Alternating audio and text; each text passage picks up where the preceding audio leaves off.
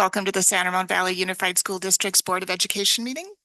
We want to let the public know that we are video recording this meeting, and the recording is being live streamed on the district YouTube channel. So we can start with attendance. So please stand if you're able. And we'd like to ask Student Board Member Travis Hodges to lead us in the Pledge of Allegiance. I pledge allegiance to the flag of the United States of America and to the republic for which it stands, one nation, under God, indivisible, with liberty and justice for all.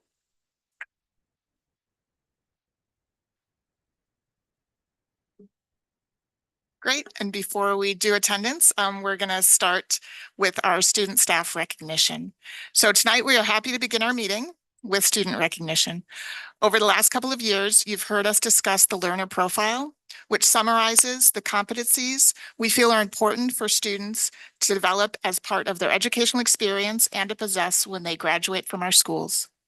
The learner profile includes critical thinkers, creative contributors, intentional collaborators, adaptable learners, and effective communicators. As a district, we have so many students who demonstrate these characteristics. Tonight, we have chosen just a few to highlight the true nature of our amazing SRVUSD community and the students who make us proud.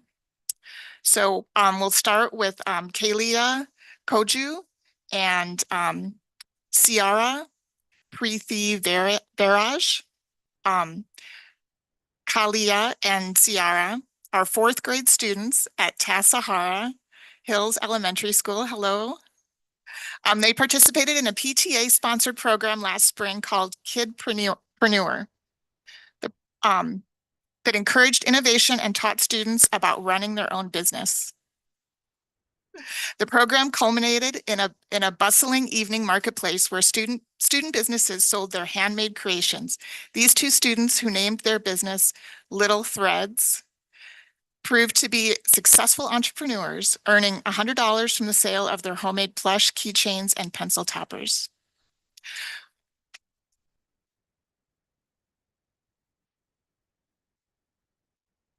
What truly sets these two apart is what they did next. Rather than spending their hard-earned money on personal items, they chose to donate their profits to their school, specifically to help purchase new PE equipment. It is this sense of selflessness, combined with their desire to do something for the greater good, that makes them stand out. These students are not only critical thinkers and creative contributors, but are also young people who remind us that the future is bright and our community is in good hands. Their proud principal, Mrs. Wee, and PE teacher, Mrs. Rishi, are here with us tonight. So we're going to ask all of you to join us at the front for a photo.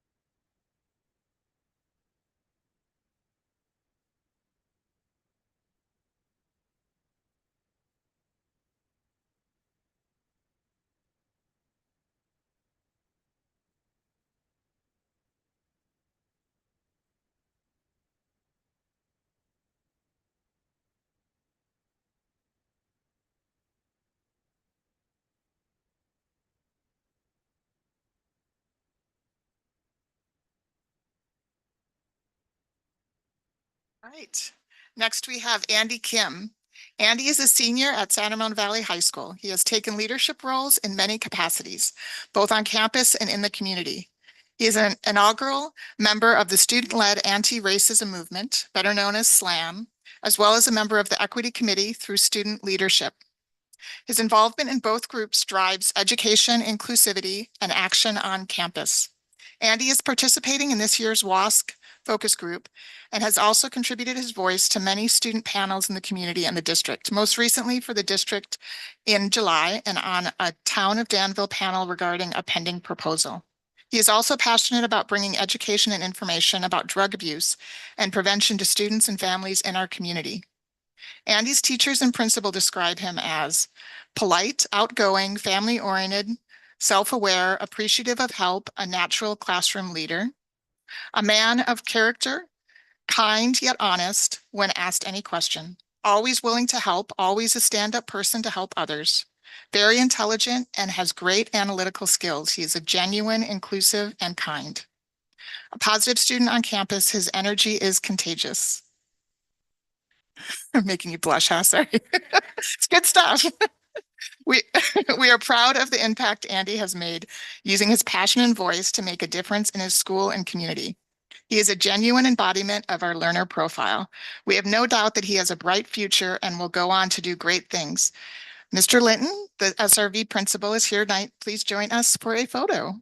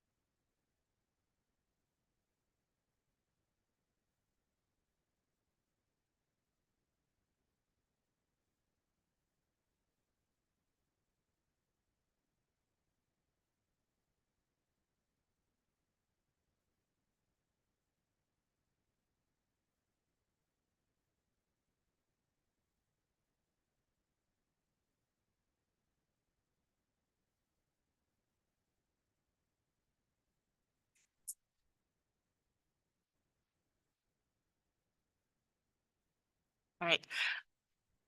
Sorry. We're going to take attendance. We should have done that before. I apologize. So we'll start with Travis.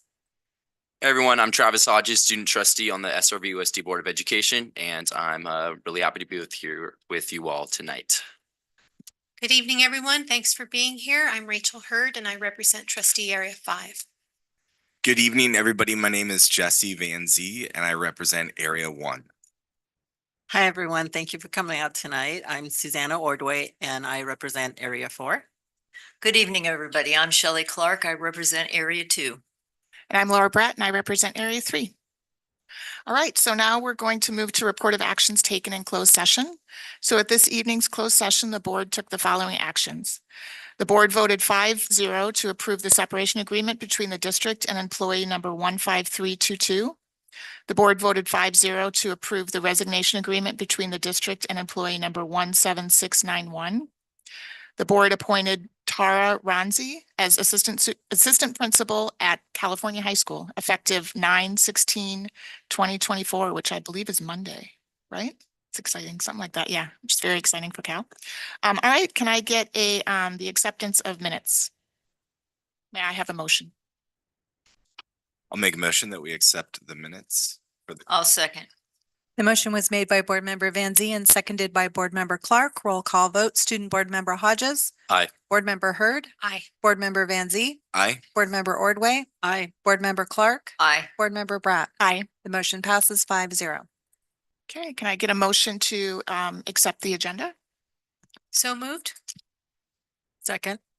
The motion was made by Board Member Hurd and seconded by Board Member Ordway. Roll call vote. Student Board Member Hodges. Aye. Board Member Hurd. Aye. Board Member Van Zee. Aye. Board Member Ordway. Aye. Board Member Clark. Aye. Board Member Bratt. Aye. The motion passes 5-0. If Right. I may, I just wanted to just point out, I wanted to make a correction for item 4.5, separation agreement number B or letter B employee the number was 17961. Thank you. Oh, not 17691. Okay, sorry. I thought I transposed the numbers again like I did earlier. No, we had a typo on that. Our Okay. apologies. Okay, so next we'll move to consent agenda approval. So consent items are considered routine in nature and are approved by combining them into a single vote. Only a member of the board may request that a consent item be removed from the consent agenda to be considered and voted on separately. The public may comment on a consent item before the board approves the consent agenda. So I'm going to take a look. I haven't had a chance yet to take a look at the yellow cards.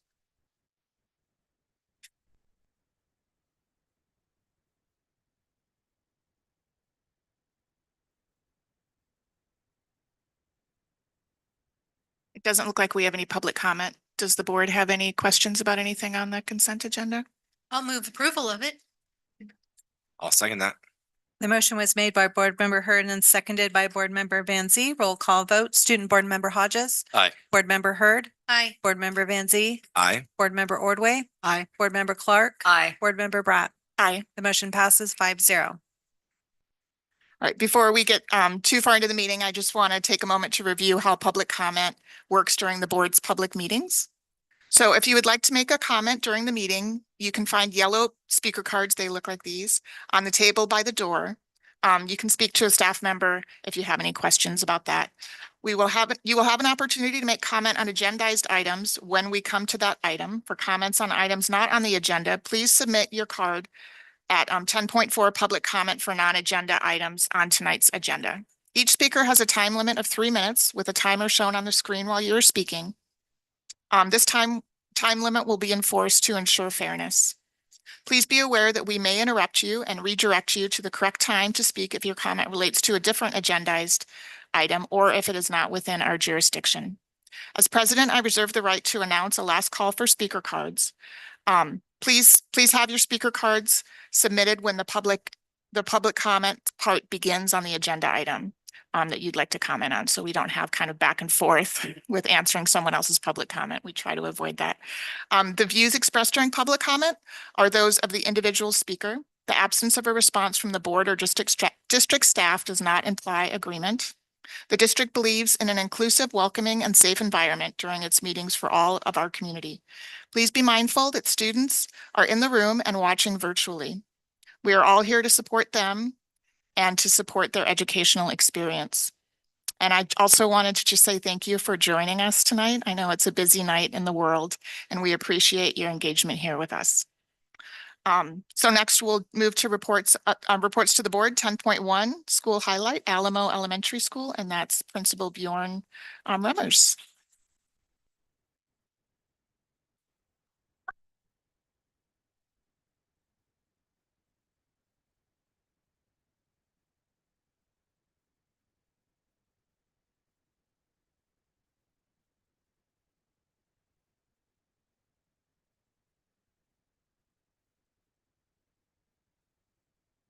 All right, good evening, everybody. Thank you for having me. My name is Bjorn Remmers, and I am the principal of Alamo Elementary. It is my distinct privilege to be able to highlight our wonderful school and our community for all of you today. And let me check this.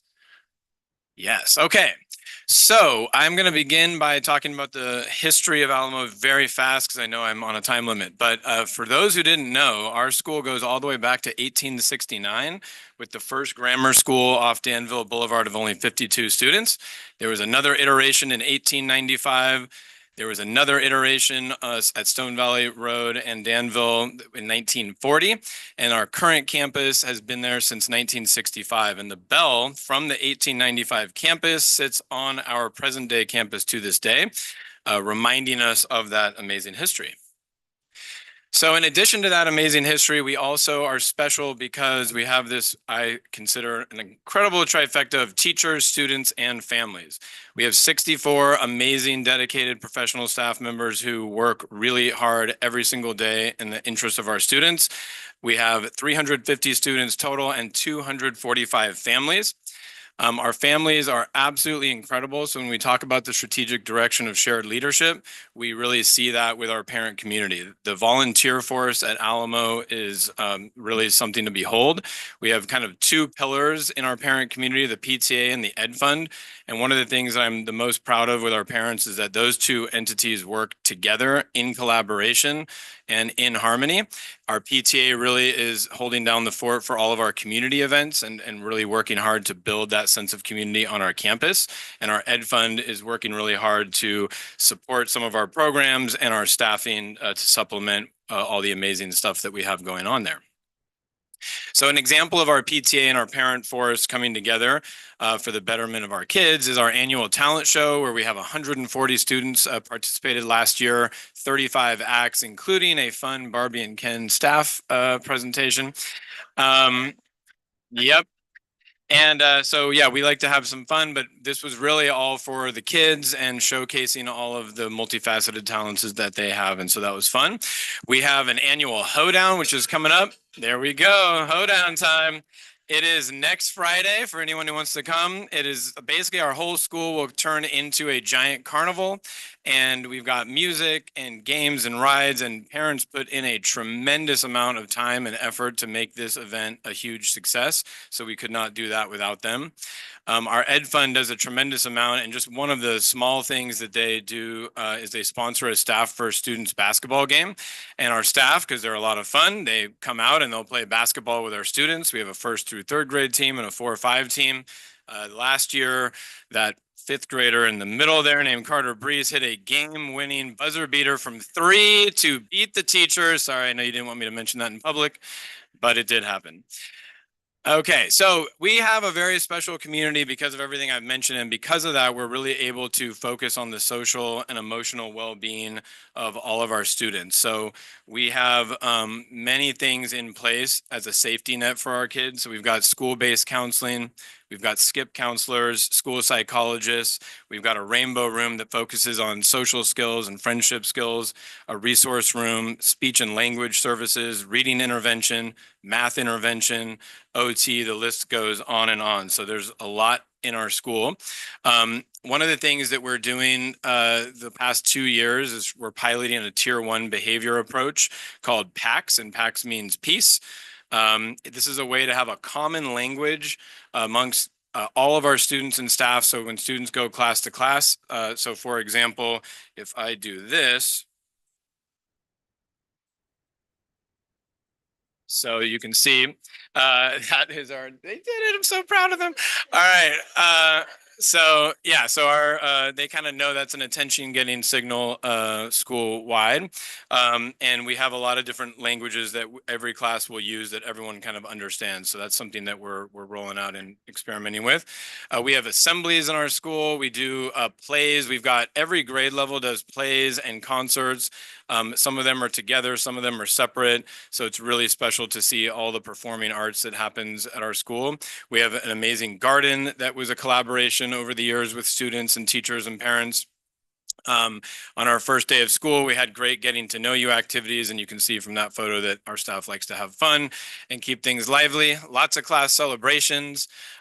Classroom buddies is really fun at Alamo. So our older and younger students come together to do projects together so that there builds that sense of community on our campus. We do a lot of small group differentiation, and common learning time is another way that we can meet students' needs. So there's about 50 minutes every single, 4 days a week, I would say, where teachers are not teaching anything new, but they're building skills, enriching students, while other students might be going out to get reading intervention or math or social skills. All kinds of things are happening during that time. So just another way that we can reach students.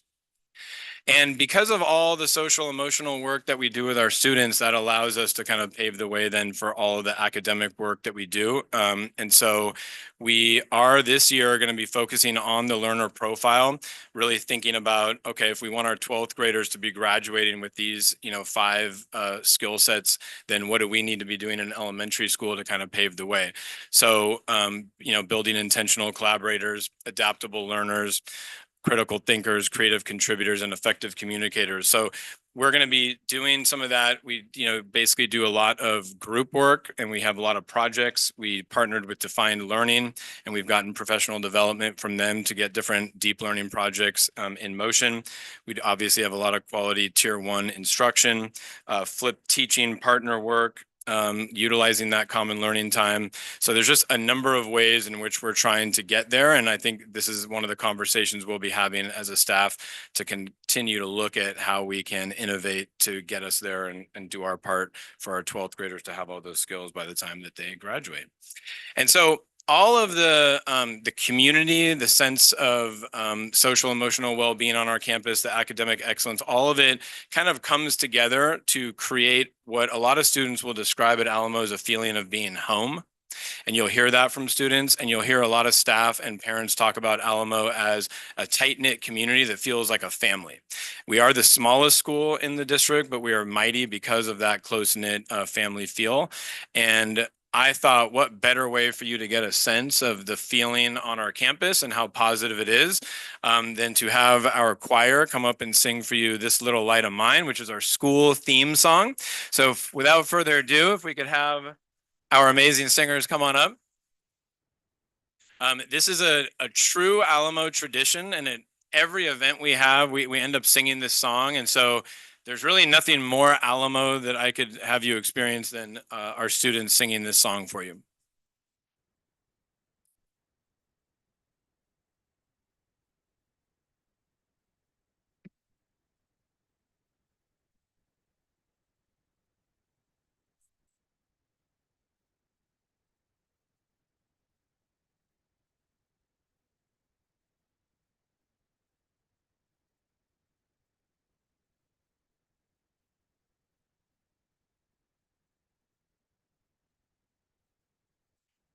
Mustang, get up there.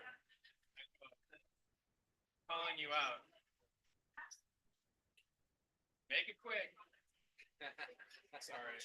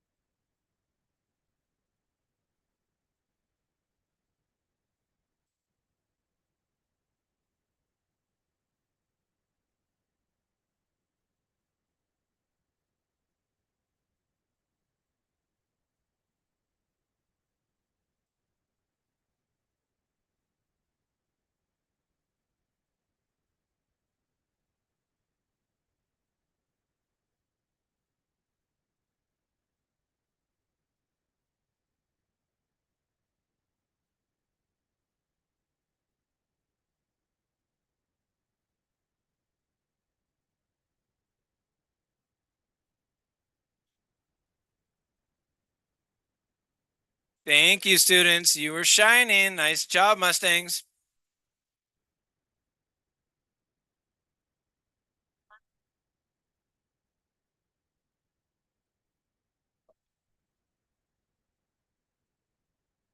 Thank you so much. I think we all now have permagrin. Just wonderful. Yay.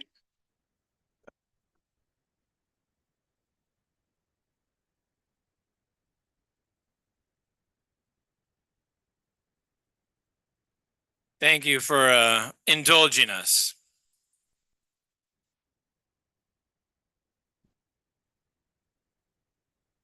Thank you for sharing your Yeah. amazing students with us. Yeah, no, thank you for having us. That was a lot of fun for us, and I just wanted you to get a feeling of our campus. So thank you. Does Can I get anyone to have any? comment? Yes, As we please. usually do. Yeah. Thank you. That is a first. Sound effects, most of your staff, and bringing the kids. That was really wonderful. Thank you. My pleasure. I remember the first time I visited Alamo Elementary and I saw the music class and Nancy and how she is with the kids and how joyful they were. And even though she doesn't get a lot of time with them, she does amazing things, and seeing them just reminds me of why I'm here. And I really appreciate that, because sometimes we get stuck in some of the more difficult parts of this job. And when I see those children, I know I'm in the right place. So thank you Yeah. for bringing them tonight. And thank you for everything that you've done since you've been at Alamo as a principal, because when I visited, yes, I have seen what a great atmosphere there is, and I have experienced some of the events that you have there. And your parent community is very, very supportive, and you have a really unique community feeling at your school. And part of the reason is because it's smaller and it's more tight knit. So I look forward to visiting again. Yeah, Thank thank you. Thank you. You guys have a phenomenal culture over there, and that's so evident in what we just saw and your presentation. So thank you for coming and sharing that with us. Yeah, absolutely. Yeah, just adding my thank you too. I've had the pleasure, right, to I think visit not too long ago, but probably towards the end of last semester, last school year. And yeah, that's basically what I saw, is it's very community feel, and learn about your PACS, the MTSS system. And yeah, amazing. So thank you. Yeah, thank you. Thank you so much. All right. Thank you for having us. Definitely lifted up our spirits today, and it's wonderful to experience. So, and I appreciate everything that you shared with us about Alamo as well, and all the work that you and your staff and your community do for the students there. So thank you. Well, it's our pleasure. All right. Thanks, everybody. Thank you.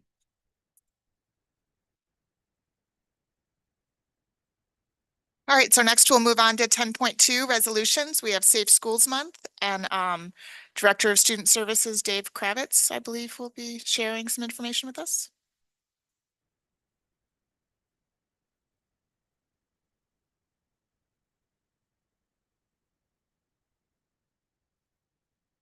The joy continues.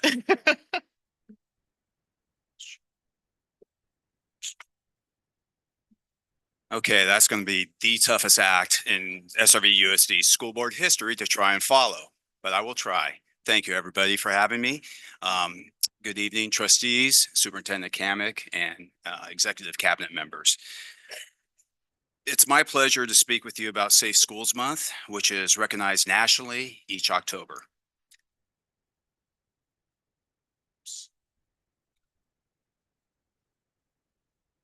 When students and staff feel safe, physically, emotionally, and mentally, true teaching and learning can take place.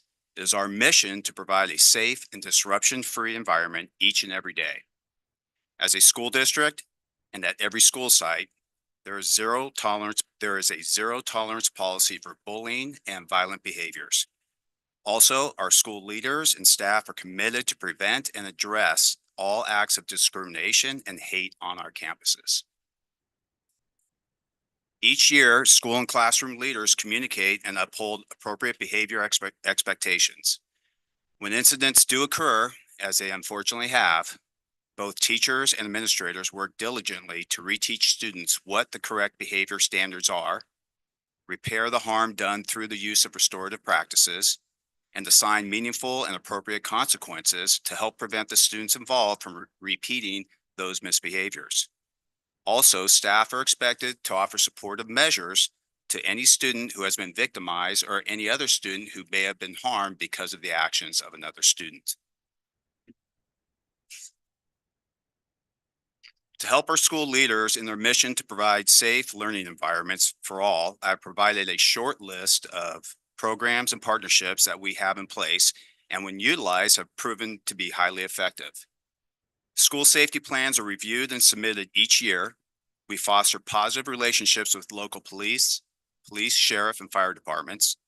We continue to partner with school PTAs and the Discovery Counseling Center. Our membership continues with the County Office of Education's TUPE programs. The SRVUSD Care Line has proven to be an immediate source of information to respond to. And the annual California Healthy Kids Survey provides feedback each year to our leaders to review and adjust strategies as needed. Yearly, each school conducts the required amount of emergency drills and makes adjustments when necessary to ensure the safety of all students and staff members. Our district has enjoyed a strong relationship for numerous years with our local law enforcement agencies, and SROs assigned to our 4 feeder patterns throughout the school district have been invaluable members of our school communities. We continue to secure our facilities through fencing and security camera upgrades, as well as providing ongoing maintenance to our facilities. And finally, our staff and students continue to be encouraged to report any issues they have heard about or have witnessed to a trusted adult in order to prevent and to respond quickly to ensure our schools remain safe places to attend and to work. We are proud of our efforts to create a culture of reporting and continue to encourage students, staff, and families to inform us. If you see something, know something, say something. It's been a journey for me in student services to really reinforce that culture of reporting. And I'm very proud to say, when we do work with our site administrators, when reports of some sort of unsafe activity is occurring, I can with 100% confidence say that our administrators respond quickly, are open to feedback, and work very hard to teach the students that are involved in such incidents that this is inappropriate and how to act appropriately so that there are no other instances like that. As we know, our schools are large and small, but all of them are basically living organisms. There are things that are happening every single day on our campus, and our schools do their best to try and ensure that that safe learning environment and working environment for our staff is always in place. Thank you. Thank you, Dave. Does anyone have any questions or comments?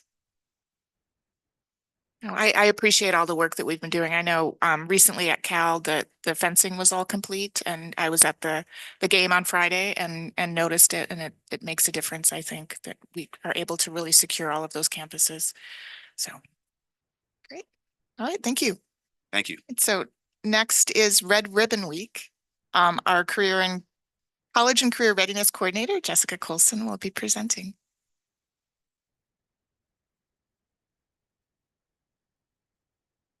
Thank you. Good evening, trustees, Superintendent Kamick, cabinet, and guests. I'm Jessica Colson. I support college and career readiness and social emotional learning.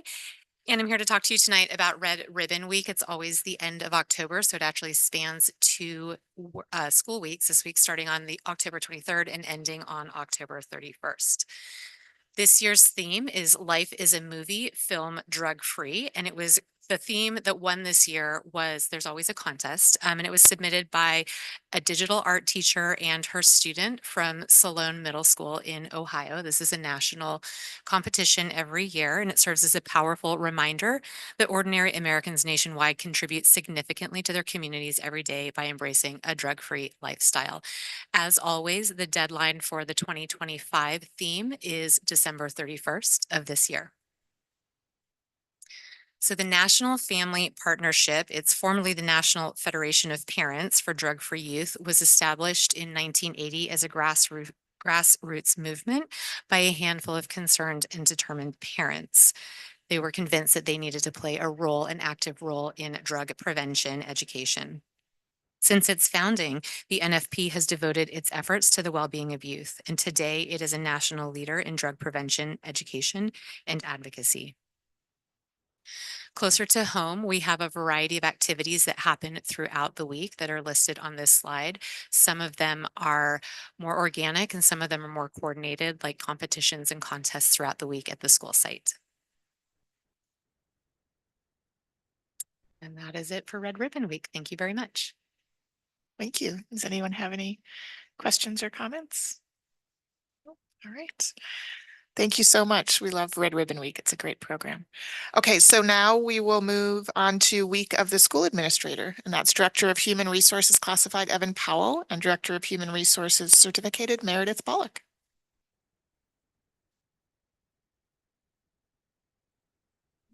Good evening, trustees, superintendent, staff, and community. I'd like to introduce Evan Powell, Director of Classified Personnel, and I'm Meredith Bullock, Director of Certificated Personnel. We are here to recognize our school administrators during the Week of the School Administrator in October for their significant contributions to student achievement and serving as the leaders of their respected school communities.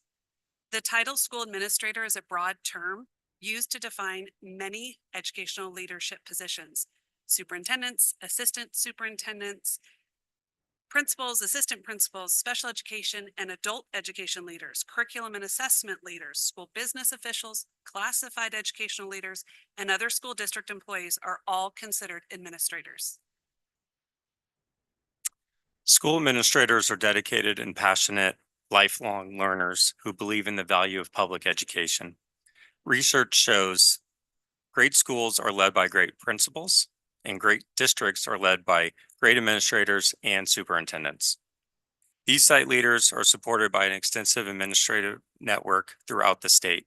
Their leadership is pivotal to the success of our schools, and we recognize and thank them for their hard work and care for our students, staff, and families. And as two former site leaders, we know we have the best, and we can't wait to celebrate with all of our school administrators during the School Administration Week. So thank you. Thank you, Evan and Meredith. Any comments or questions? All right, thank you. And thank you to all of our school administrators.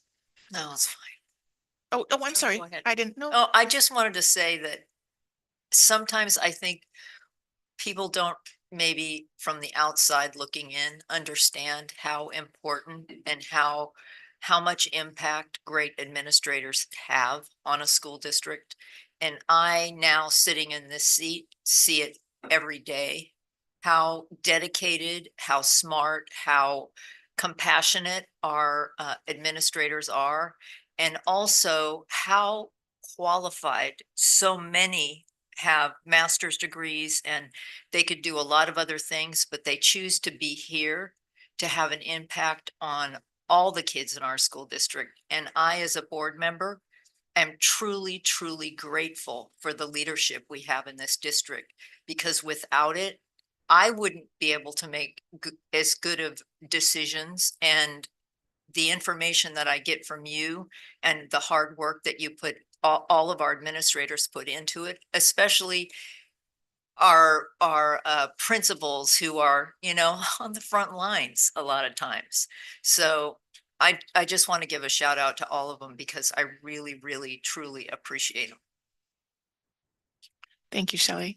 Thank you, Meredith and Evan.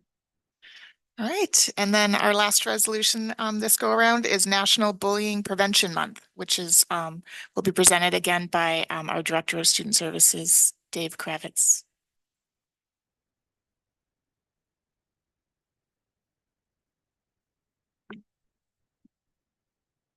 Okay, hello again. My pleasure to again acknowledge that National Bullying Prevention Month is October, as it is every year. What I wanted to start with is a working definition of what bullying is. I would like to start with the definition that bullying is any physical, verbal, written, or electronic act that is severe or pervasive enough to cause reasonable fear or harm to a person or their property. An act or series of actions of bullying can be detrimental to a student's academic performance or to their physical or mental well-being. An act or actions of bullying that interferes with the student's access to school programs or activities is unacceptable and will be addressed immediately by our school administrators. To be proactive, school leaders have implemented numerous programs and practices throughout the years to help prevent bullying from occurring. Listed here are some examples of what our schools are doing to help combat acts of bullying. Holding classroom meetings and discussions, also assemblies and curriculum to help reinforce appropriate interactions and interpersonal skill building.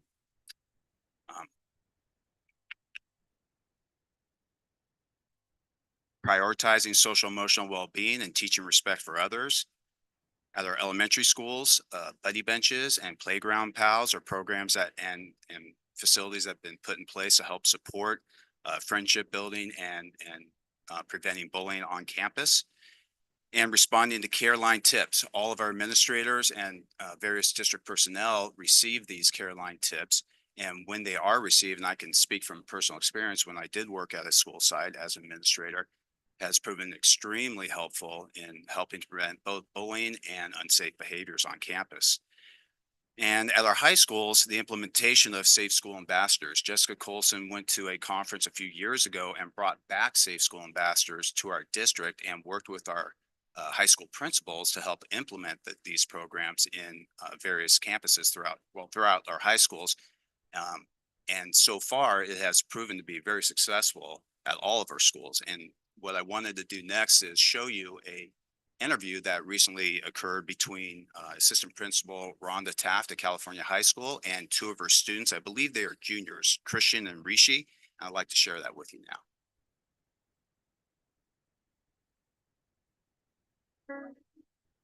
So we're here today just to talk about how the Safe School Ambassadors program has impacted the overall atmosphere at Cal High and your role in being a Safe School Ambassador. So can either one of you share about just how you feel that the Safe School Ambassador program has impacted both your experience here at Cal High and the overall atmosphere at Cal High? With just the people that are in the program currently, if they all do one, maybe two good things that help people every day, it's over 10,000 good acts of kindness over the school year. The way the Safe School Ambassadors program approach is taking more of a grassroots level, really trying to affect students, predominantly all age groups. And that allows first friend groups to be impacted, use the teachings to set a standard for and make the school a more positive environment. Perfect. And can you talk about some of the tools that you learned going through the trainings? Noticing types of mistreatment, bullying, insults, whether directly to someone or behind their back, any of that, just simply calling someone out for that and saying, hey, that's not nice. Or like putting up a put down, be like, oh, you said this, but like they're a really great person if you really get to know them, and just to not make superficial like thoughts about someone when you don't really know them, you know. I think the putting up the put down is very good. It's about the small things over time lead to change over time. And I'm a strong believer in that. So certain things that Mr. Alejandro taught us that he did a very good job. You can still remember some of the things and that he uses, and it just helps, change the atmosphere at Cal High. Can you just share a little bit about how, when you started and how the program has grown and what you have noticed with the program growing and how we can keep this going on campus? Oh yeah, no, it's amazing how many people are just so like excited, and because of Alejandro, the trainings that they had us do was just so like involving and just so like it really stuck with us. And then again, having the family groups grow over that again. But it's really the before and after the training really helped me like open my eyes to all the types of mistreatment and just the little things going around our campus. And just, like I said, a few people doing a little can have a big impact. I think one of the lesser details that I learned from this was just how many people actually go to my school. I know it's can be overlooked, but 3,000 people is actually a lot. And I know we're starting small, but we're going to keep on growing, and hopefully this program will, keep Cal High a place everyone wants to go to school at. Thank you. And I think that's the feedback that we've gotten from the students mostly is just how the training has impacted them overall, and that they are noticing things more rather than walking by, noticing and stepping in more. And so we really appreciate you and the work that you're doing at our school to make it a better place. And we're just gonna keep it going. So thank you so much. It's amazing. Thank you. Thank you.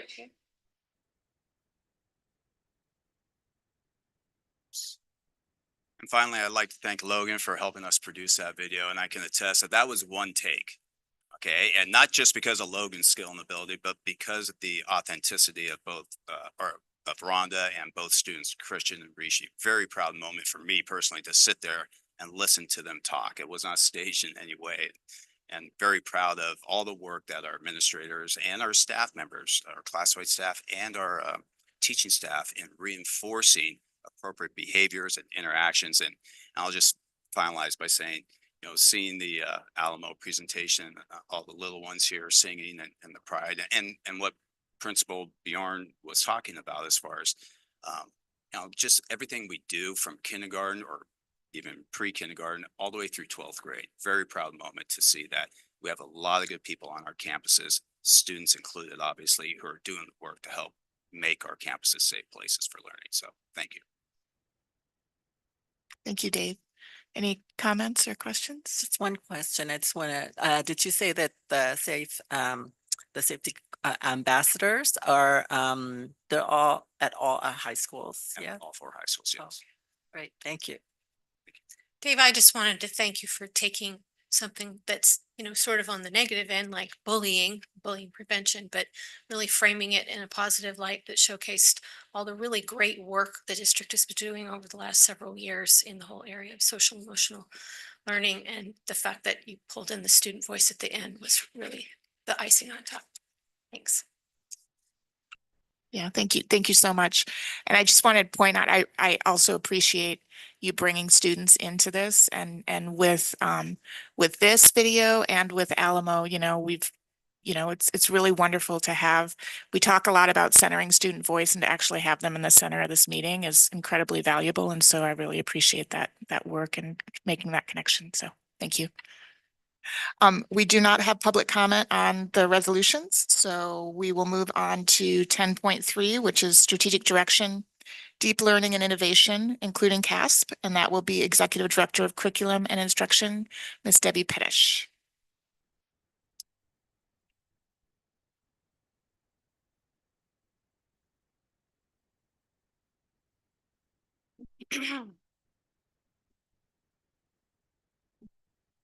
Good evening, President Barat, fellow trustees, and distinguished members of Cabinet. Thank you so much for having me here this evening to provide you with an update on our deep learning and innovation strategic direction.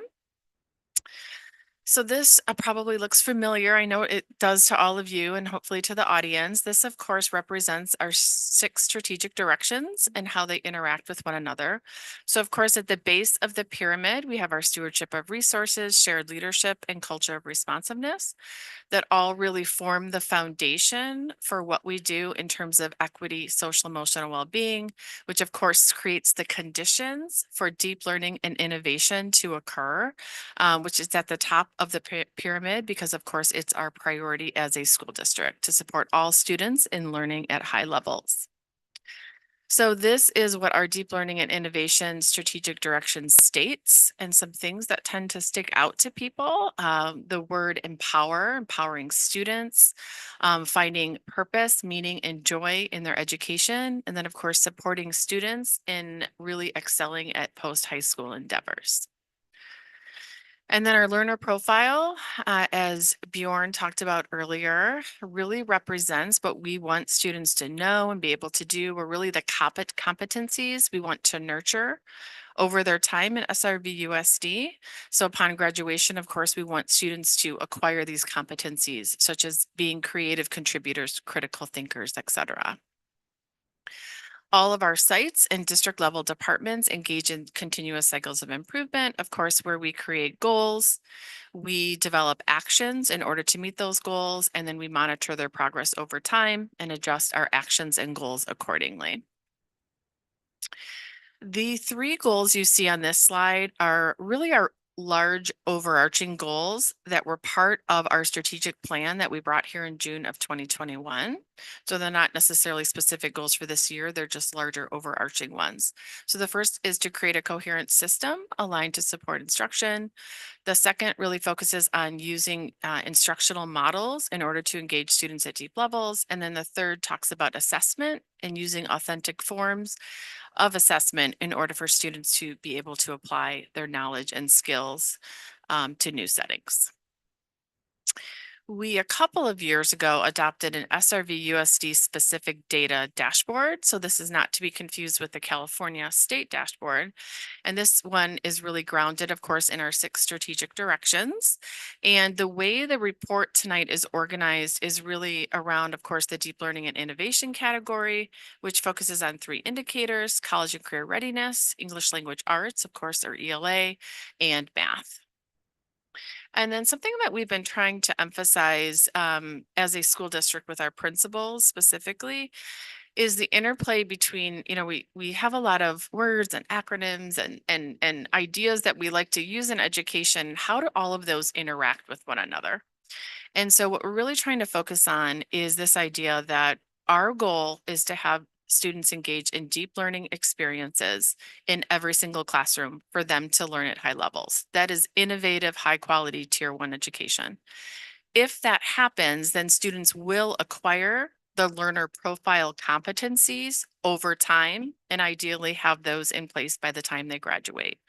We do feel that CASP is an adequate measurement of that knowledge and skills. We believe it is, as far as standardized assessments go, a high quality assessment that is an important measurement tool that we use to gauge teaching and learning. With that being said, it can't be our only tool. So of course, CASP is our state standardized test that we use to assess students over grades 3 through 8 and in grade 11 in ELA and math.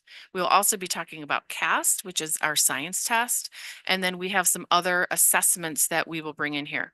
But they're all like standardized assessments, essentially. Those are important measurements of student learning. We also need other ways to measure things, especially our learner profile competencies. We've been working on that and we'll continue to work on that over the next several years. So I wanted to highlight that. And then this is also something that I wanted to bring back. I know we've talked about this before, but it's a really important graphic that we again use with our principals and with our staff that represents the lens through which we view a lot of this data. So 80% there at the bottom, we consider that like our tier 1. And this isn't something that's SRVUSD specific. This is basically the MTSS pyramid that you will see being used across the country. So we expect if we have the appropriate curriculum and teaching practices in place, then about 80% of our students will learn at high levels or will learn the grade level standards that we expect them to learn. But there's typically, according to statistics, there's about 20% of students that even with that high quality, what we call tier 1 instruction, are going to need either tier 2 or tier 3 interventions. And all that means is they're going to need a smaller setting, more time to learn something, for example, more intensity in terms of learning it. And so that's about 15% of students will need tier 2. So oftentimes when we use the term common learning time, student support time, we're really referring to tier 2 interventions mostly for those, 15, 20% of students who need additional time and support. And then finally, tier 3, of course, the top of that diagram, there's about 5% of students on average who need more intensive intervention. So that's kind of the gauge at which we look at the extent to which our supports are working. So again, I went over CASP, of course, and CAST, which is the California Science Test, given in grades 5, 8, and 12. And we wanted to come earlier than we normally do with this data. And so we wanted to come in September. Unfortunately, it's not finalized. So what I'm showing you tonight is preliminary data. But with that being said, we do expect this to be very, very close, if not exactly what the data ends up to be in mid-October when it's finalized. I don't tonight get into the subgroup data in part because even though the subgroup data is considered integrated into these scores that you see, it's not disaggregated by subgroup yet. And so when Dr. Nguyen and Jessica Colson in November bring back the equity and social emotional strategic directions reports, we will highlight that data then. Okay, so again, the way that this report is organized is by college and career readiness, ELA, and math. And then specifically, we talk about 23-24 actions, how we're measuring those actions, and then our proposed 24-25 strategies. So for 23-24, to summarize, about a little bit over a year ago, our learner profile was approved by the Board of Education. And so we've been really spending the last year raising awareness. What is a learner profile? What do those competencies really mean? We improved our CTE options, including partnering with DVC and adding a construction program. And then, of course, a little over a year ago, we added a welding program, and we have some students here tonight. I'm so excited to talk about that. We did professional development under the direction of Chris George, where we really supported staff in understanding high quality assessments, focusing on providing students time, choice, and feedback with those assessments. And then our college and career readiness plan we shared here in December. So again, going back to what I said earlier about measurements, the way that we're measuring college and career readiness right now in SRVUSD is through ACT, SAT scores, advanced placement, state standardized test scores, excuse me. I'll focus initially on CAST, and then when I do math and ELA, we'll talk specifically about CASP scores. Again, we need other ways in addition to these to measure college and career readiness, but this is what we have as of tonight. So you can see here that overall, our students are faring extremely well on both the SAT and the ACT. We did go down slightly on the SAT from an average score in 2023 of 1377 to 1320. And then our ACT score stayed at 29, which is, of course, an extremely high score. So proud of our students. In terms of our AP or advanced placement scores, in 2023, 86% of our students scored a 3 or higher, and that actually went up 3 percentage points to 89% in 2024. Extremely impressive, and huge kudos to not only our students, but our AP teachers who work extremely hard, and I know are very proud of that number. And then, as I said earlier, since the scores are not finalized, we're not able right now to know what the California average is or the Contra Costa County average is. We will update this presentation and with those averages once they come out, we anticipate those being finalized in mid-October. But as you can see in terms of CAST, which again is our science test that we give in grades 5, 8, and 12, we went down slightly from 62% of students proficient to 58%. You can see that we anticipate that we will still be much higher than the state of California and the county with those scores. In terms of next steps with our college and career readiness plan, we intend on doing some pilots with AI. So last year, really our focus under the technology director, Kelly Hilton, was to support staff in understanding different AI tools. And now we want to move that to students to see how that can support their learning. We are intend on rolling out a new college and career readiness platform that we will be moving down to 8th grade. Right now we have Naviance that is just used in grades 9 through 12. So we anticipate moving that down to grade 8. And it's just a more robust platform to support students and really not only understanding what colleges are out there, but also what careers are out there. Talked earlier about deep learning measurement tools. We will be bringing a policy to the board on grading and assessment, again, focusing on time, choice, and feedback. Planning of ethnic studies. And then I'm really excited. We are also going to be highlighting tonight our interdisciplinary cohort. Michelle Wilson is one of the teachers, and she's here to talk about that briefly. And that is a cohort that we have going at DVHS with ninth grade students, where 5 teachers are working together to create interdisciplinary lessons and units. So they're sharing like the same cohort of students, and they're doing some really, really amazing things. So I'm so excited she's here tonight to talk about that. So moving on to ELA. Some of the actions that we took last year, we continue to integrate the science of reading, which of course is an evidence-based approach to reading instruction in in grades K-12 really. So last year, K-2, we have an adopted curriculum CKLA already that is based in the science of reading. Last year, we did a grade 3 pilot to continue CKLA. We expanded the use of DIBELS in M-Class. So DIBELS is an extraordinary assessment to better understand our students' reading skills. And then M-Class is an intervention that goes along with that. And again, just with a goal of better pinpointing areas of growth for students. We did a pilot. We had received some feedback from secondary teachers that the FastBridge that we used last year did not allow them to really accurately, or as accurately as they would like, assess what students needed. And so we piloted a something called STAR. And then we also provided intervention teachers at some of our Title I designated sites. We also changed our programming for English language learners to provide them more specific designated support. And then you can see some of the other actions, including before and after school interventions and continued use, supporting the use of common learning time. So we will use 2 measures tonight to discuss our ELA progress last year. And one again is DIBELS, our K-2 reading assessment, and then our ELA scores on the CASP.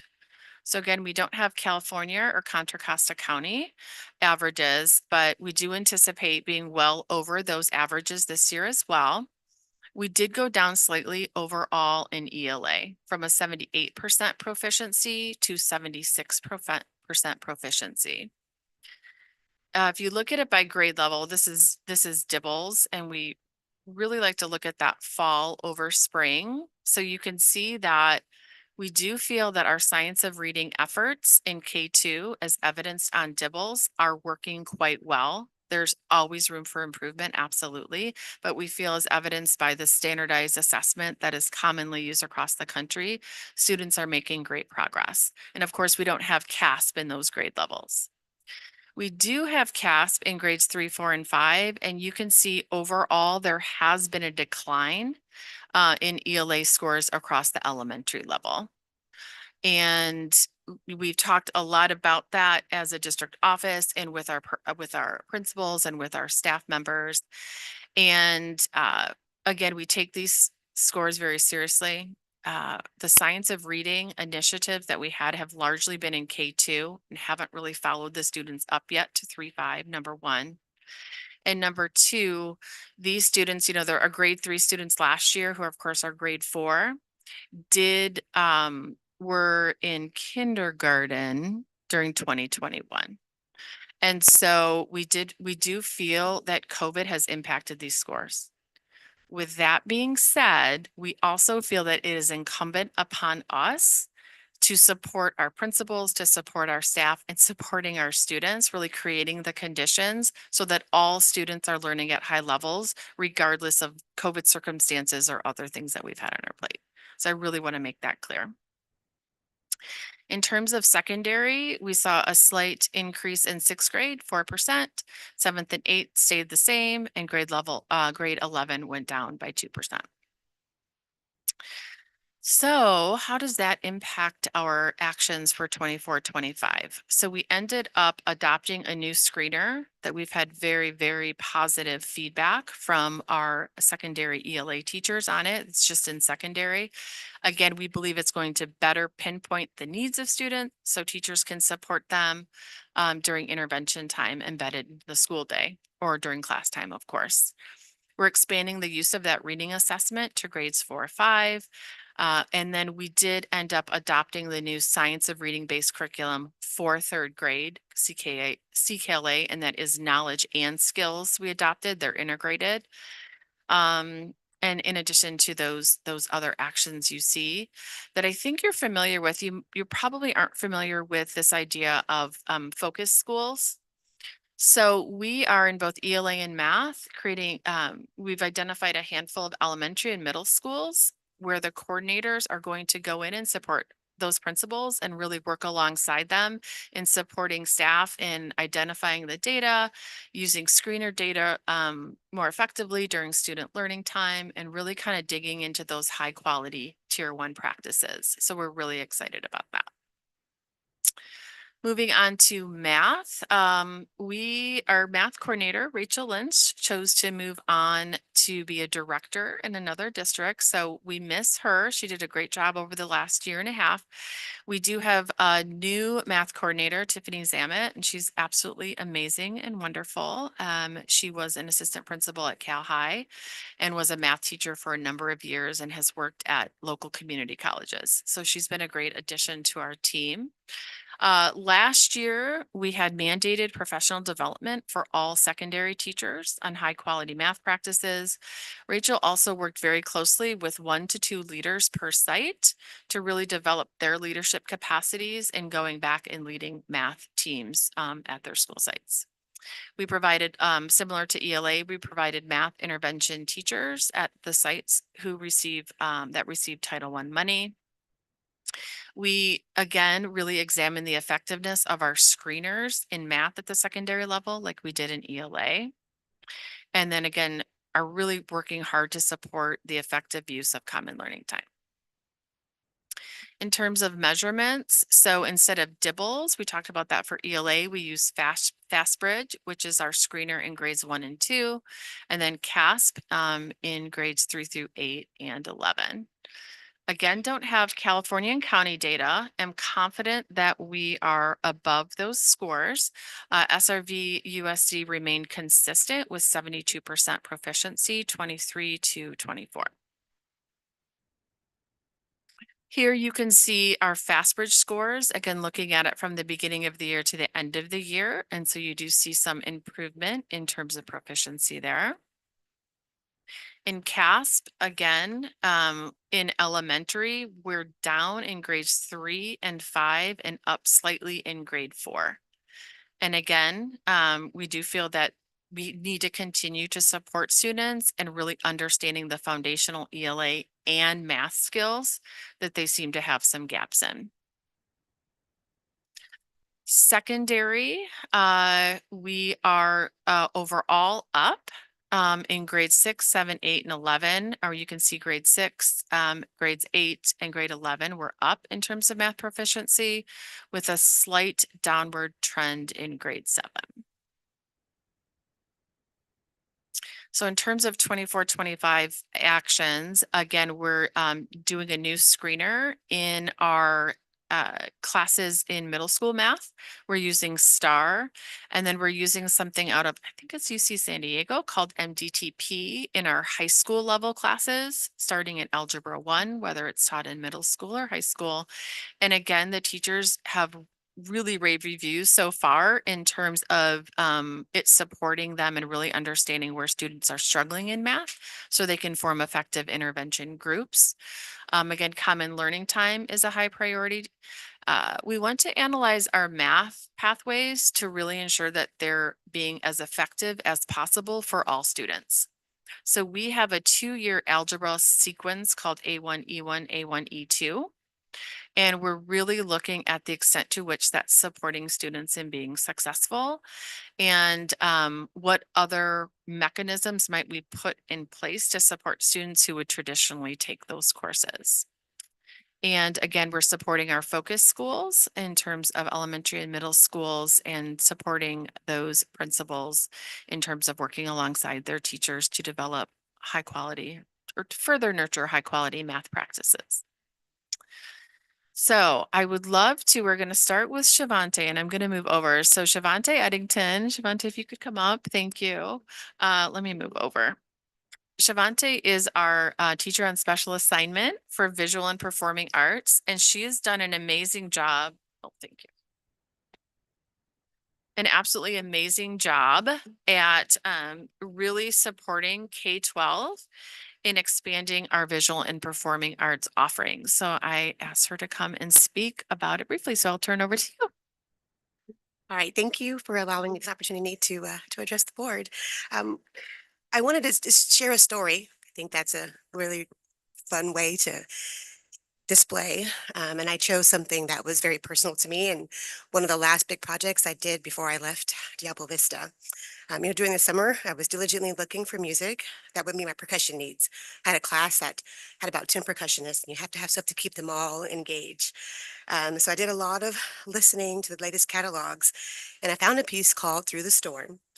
And not only were there plenty of percussion parts, but there were 2 percussion solos, so it was a win-win. It was done. I ordered it.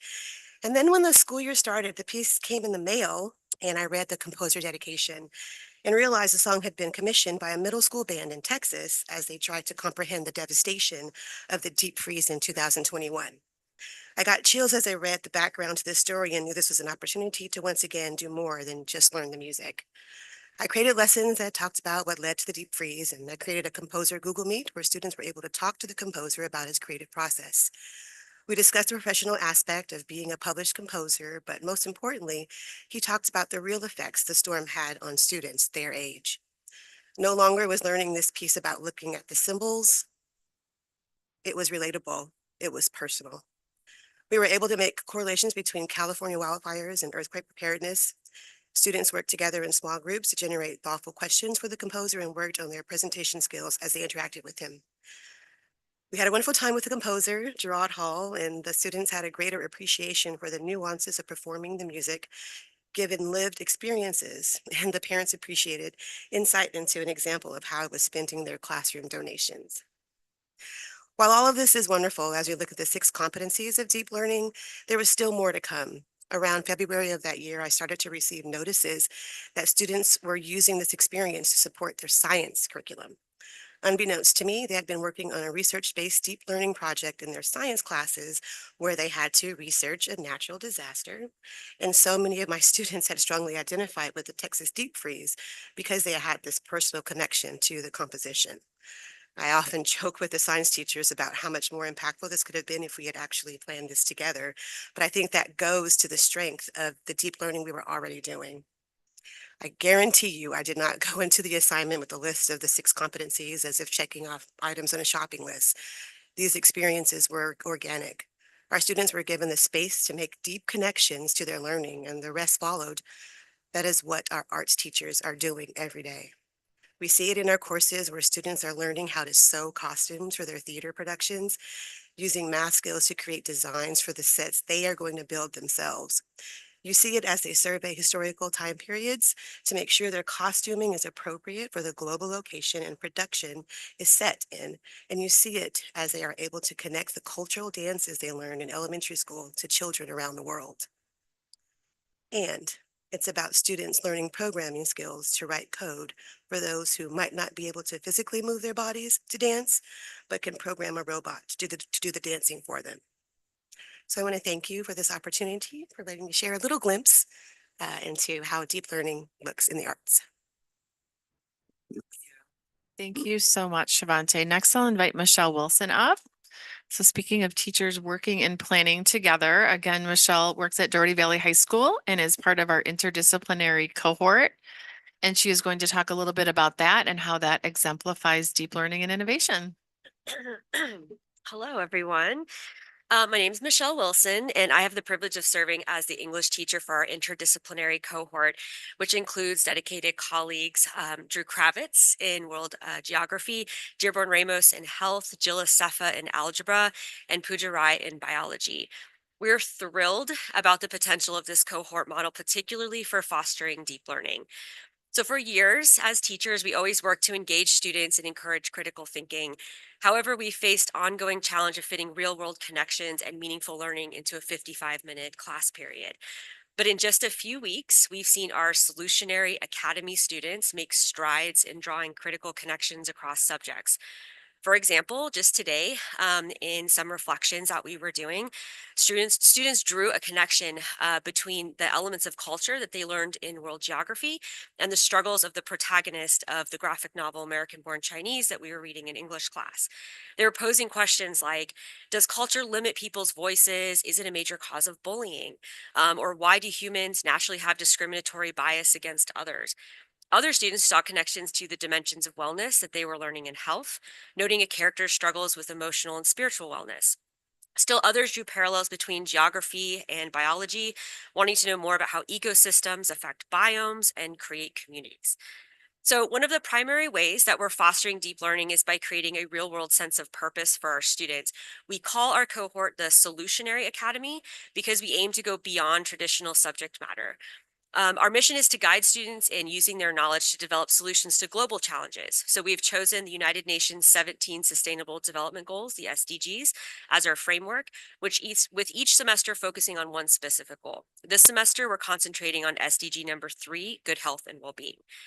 Recently, our world geography teacher, Drew Kravitz, along with our health teacher, Dearborn Ramos, collaborated on a lesson to introduce students to this vital goal.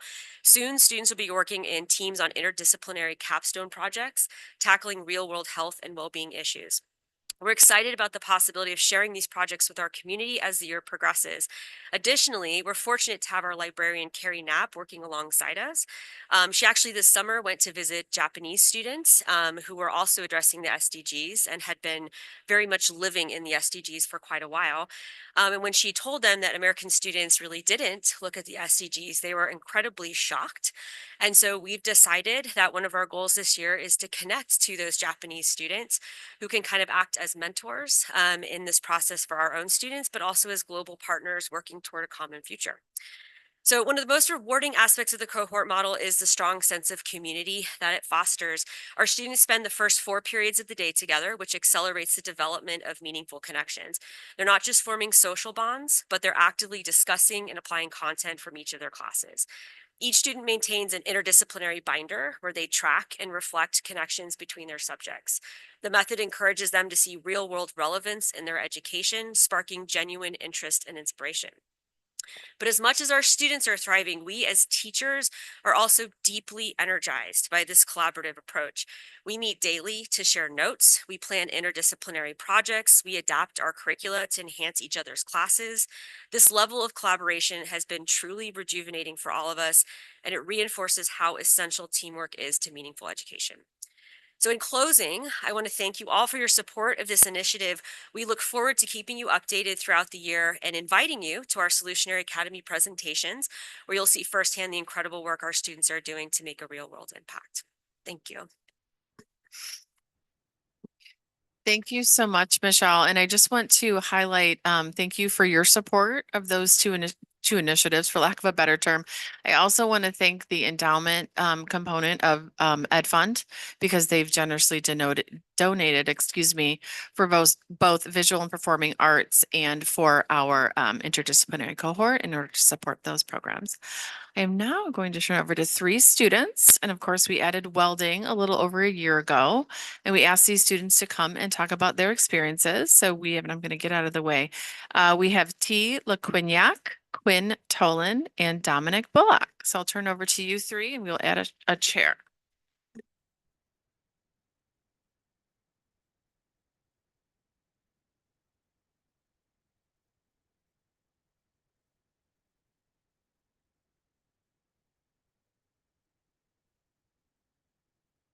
Good evening. Thank you for having us tonight. My name is Dominic Bullock and I'm a senior at Cal High. My name is Tituan LaGuinick and I'm a senior at Monte Vista. Hi, I'm Quinn and I'm a senior at Del Amigo. Oh, and then I joined the welding program because I grew up around metalworking and I've always had a passion for welding. I joined the welding program because I never really liked school. I knew I didn't want to go to college and this seemed like a good option. It actually motivated me to go to school. I decided to join the welding program because I've always been interested in it and I wanted to make it my job. The most enjoyable part of the program is doing your own stuff, and Scott, the teacher, is always there to help you. So. And then I've been welding for several years and I joined the welding program to further my skills and to deepen my knowledge on the trade. I like the class because I can be independent and work on projects by my own. I think it's important to offer this program because some students don't like school and many want to learn a trade. I believe this program should be offered to more schools and to more students and more programs like this, so it allows you to jump on a career path sooner and get into the trade at a younger age. I like that the district offers this program because it gives students who don't want to go to college a plan and makes going to a trade school an acceptable option.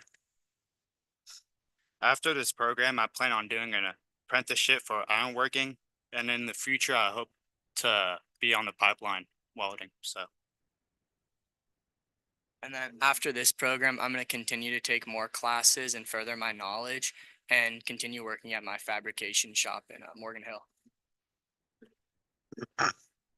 My goal is to get a job in welding, hopefully do some travel welding. Thank you for your time tonight and supporting the welding program.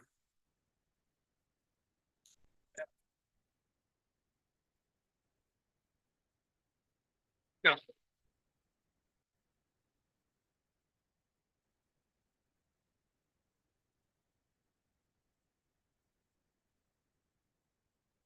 Thanks, guys.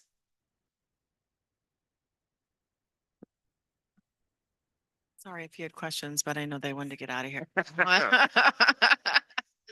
they did a great job. Do you have any questions for me? They were all about welding. No, I'm just kidding. I do have one question for you. Unless somebody wants to go first. Okay, all right. So on the write-up before the PowerPoint presentation, I was noticing something and it was talking about full implementation of Science of Reading CKLA through 5th grade. And I just wanted to, let's see, yeah, I'm looking at this right here. We expanded the integration of Science of Reading beyond K through 2 to include grades 3 through 5. Have we fully integrated CKLA, or can you give a little bit more information on that? Absolutely. So we have a Science of Reading based curriculum now in K3, and that curriculum is CKLA. So in grades 4 and 5, it was our intention this year to do a Science of Reading pilot for an adoption. Due to budgetary constraints in large part, we are not doing that adoption. With that being said, under the direction of Katie Witt and Annabelle Hurlbert and of some amazing teacher leaders, we've developed, I guess, for what we're calling a curriculum map or scope and sequence, because we have done a lot of professional development with grades 4 or 5 teachers. We need to do more and want to do more. We've also purchased some materials such as Heggerty and Morpheme Magic. And the curriculum map really supports teachers. What they're asking for is, how does it all fit together? Since we don't have a curriculum like CKLA, how do I fit everything in with the addition of these materials? And so we're supporting them in really understanding how it's all kind of woven together. So we don't have a formal adoption, but we have been doing work in that area. Got it. Okay. Yeah, I read that. I was like, I thought we were a little bit behind on purchasing curriculum for budget issues. So I just wanted to get clarity on that. Thank you. Thank you for providing that. Anybody else have any other questions? Go ahead, though. No. Go for it, Rachel. It'll help me find my So next. Debbie, I was reading when you were talking in the same report Jesse's referring to, when you were addressing the Dibbles to Fastbridge and that the expansion of Dibbles is expanded into 4th and 5th, but it sounded like it was still optional in 3rd, 4th and 5th. Can you or maybe just 4th and 5th? Can you elaborate on, is that a school by school decision or a teacher decision? And is there a plan to fully adopt or all that? There is, and so next year it will be mandatory Dibbles K5. This year it's still optional. You can either do a screener assessment is not optional. They can choose either Dibbles or Fastbridge, because we wanted to give the teachers, continue to give them some autonomy. With that being said, I think maybe every single school did Dibbles, if not every single school. So it's something that we heavily promoted, even though we did promise staff that this last year it would be optional. Okay, thanks. I have a question on the screener and the assessment tools too going on. So you had mentioned now we're using STAR and MDTP screeners. So how is that? Is that how often are screeners and assessment tools used? Because I know CAST is fine, but it's like once a year, right? You take this test once a year. So how, you know. Thank you for asking that. So essentially, we do our screener assessments 3 times per year. And what's so wonderful about, again, we're using STAR for all secondary ELA, STAR for middle school math, MDTP for any high school math classes. So if it's an Algebra 1 class, but it's taught in 7th or 8th grade, then we're using MDTP. And when we did the pilot last year, the feedback we got was it's not just a screener, it's also a diagnostic. So it's really supporting staff and better understanding what students need to know and how they need to support them and how to group students. So it's much more specific in pinpointing student specific needs. Like they're coming in, we give a screener assessment in August or very early September. They're able to say these students don't have these foundational skills that they need. I'm going to group them accordingly, either during class, during student support time, before or after school, during interventions, in order to support them in acquiring those skills. We will then provide another screener assessment in December, January, and then another one at the end of the year. Thank you. And we track the CASP scores against our LCAP goals, correct? Mhm. And so how did this look? Because this isn't included in our new forward-looking LCAP, correct? That's correct. Okay, so this was at like the tail end of the last one. Okay, and I know we've already had some of that discussion in here. So one of the things I'll expand the question is one of the concerns that commonly gets brought up by the community members. And I also have some concerns about it when we're just looking at the year behind us, especially when it's like small loss, small loss, small loss, but then you frame out and you look at 2019 through 2024 and then you see, oh, here's the learning loss that we've really experienced. And like you said, a lot of that due to COVID and other things, but I think kind of having that understanding, but the responsibility for how do we climb back up that hill. When we look at reports like this in the future, I think for me personally as a board member, it would be helpful to see that just because absolutely it gives me too myopic of a view of like, because it doesn't feel like much, but then and oftentimes, people from the community will bring it up. And I think that then we're like, oh yeah, we gotta play catch up here. So that would be something that would be helpful for us to do. But what's your assessment look like of the 2019 through 2024 data and some of the biggest issues that we got to work on?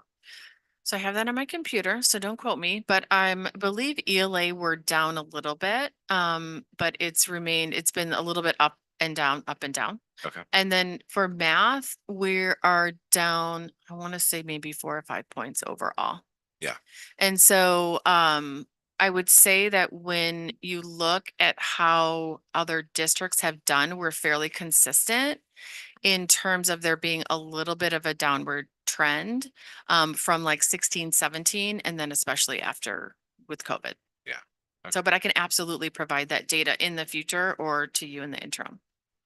I mean, I'm just one trustee, but it's helpful to see trend lines. I would agree. And I know how usually we compare 3rd grade across the years and 4th grade across the years. But I remember when I was at a site council, we also look at the same cohort, how they were going and right? Because there's different things you're concluding from both. I think that would be helpful. And I wanted to then tag on to that to thank you for sharing the Dibbles data, because I think a really important point to make about the Dibbles data is that those are the same kids you were showing. Beginning of the year, end of the year. And the other thing is the thing they're tested on in the fall is not the same as in the spring. The expectations are changing. So those leaps that those kids were doing are fantastic. And I can't wait to see next year's ELA data so we can finally start to see the results of all this great work we've done in our English language arts. Thank you. Yeah, and I want to tag on a little bit with the CASP. I agree. I would love to be able to see the trends that are happening in the last 5+ years. And then to your point, the cohorts as well. do we have a sense, I know last year there was an increase in students opting out at the secondary level of CASP. Did we see a decrease in that this year, or is that been a consistent kind of increasing trend? No, we had, thanks to the assessment director, Kit Bragg, and all of our amazing principals, we had at least 95% participation at every single site. Excellent. Okay. Thank you. Thank you to everyone, including the students that took those. tests. Absolutely. Yes, It's thank not you. easy. And then I wanted to ask about the math. I'm just curious if this is even information that we could pull out, but I think about our PLI program and how oftentimes it's the math that students and families turn to PLI to be able to push, into higher levels of math. And I also, in my anecdotal experience with PLI with my own children, that at times those classes aren't quite as rigorous as they might be at San Ramon Valley Unified. And so while it provides students the opportunity to be able to move forward at their own pace, which is important and valuable and breaks down some of those barriers, they may not, perhaps some of them, be getting some of those foundational skills that they need as they move into that next level. And so I don't know if there's any way at all to like get this data, and I'm looking at Kit as I'm saying this, but I would be curious, like, and again, I don't know how to even begin to think about that, but I would be curious to know some of that correlation. I mean, and how that might affect our overall CASP scores for math.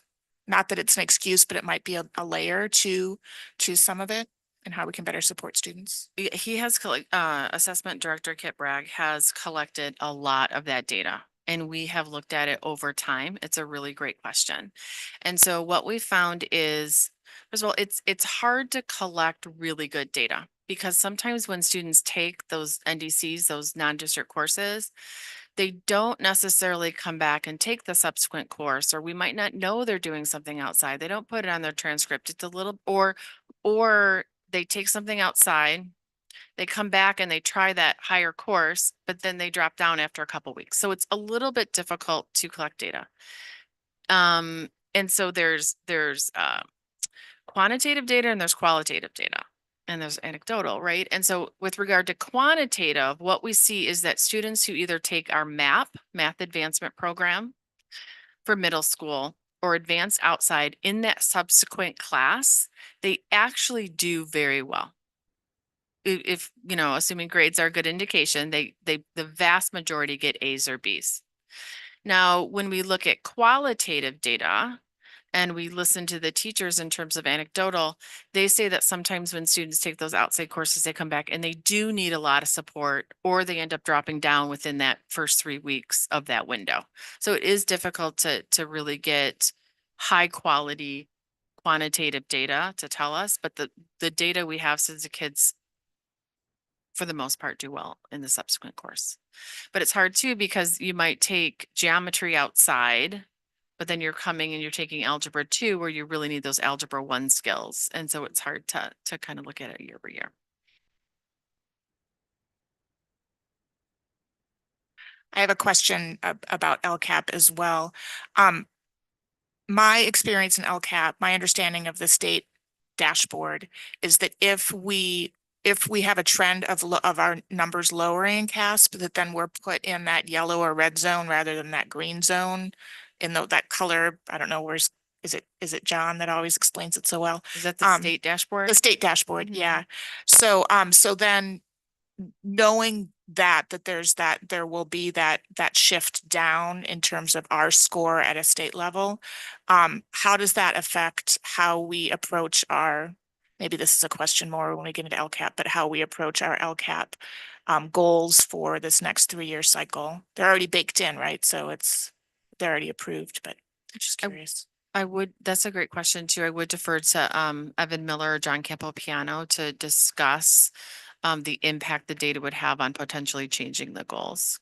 I'm not as familiar with the LCAP. Yeah. And I can bring that question to our, when we're going to be doing LCAP, I'm sure sometime soon, but just curious, it's like we see these downward trends, and there's places where we are held accountable for it beyond just in this boardroom at this meeting. And I think that that's important to understand as well. So I do believe that the work that I talked about in terms of the actions for 24-25, based in part on the CAS data, is reflected in the LCAP. I mean, Evan and John Campopiano work very closely with the CNI team in order to understand our screening data, our CAS data over time, and creating actions accordingly. But that's, yeah, we will look into that. Thank you. Thank you.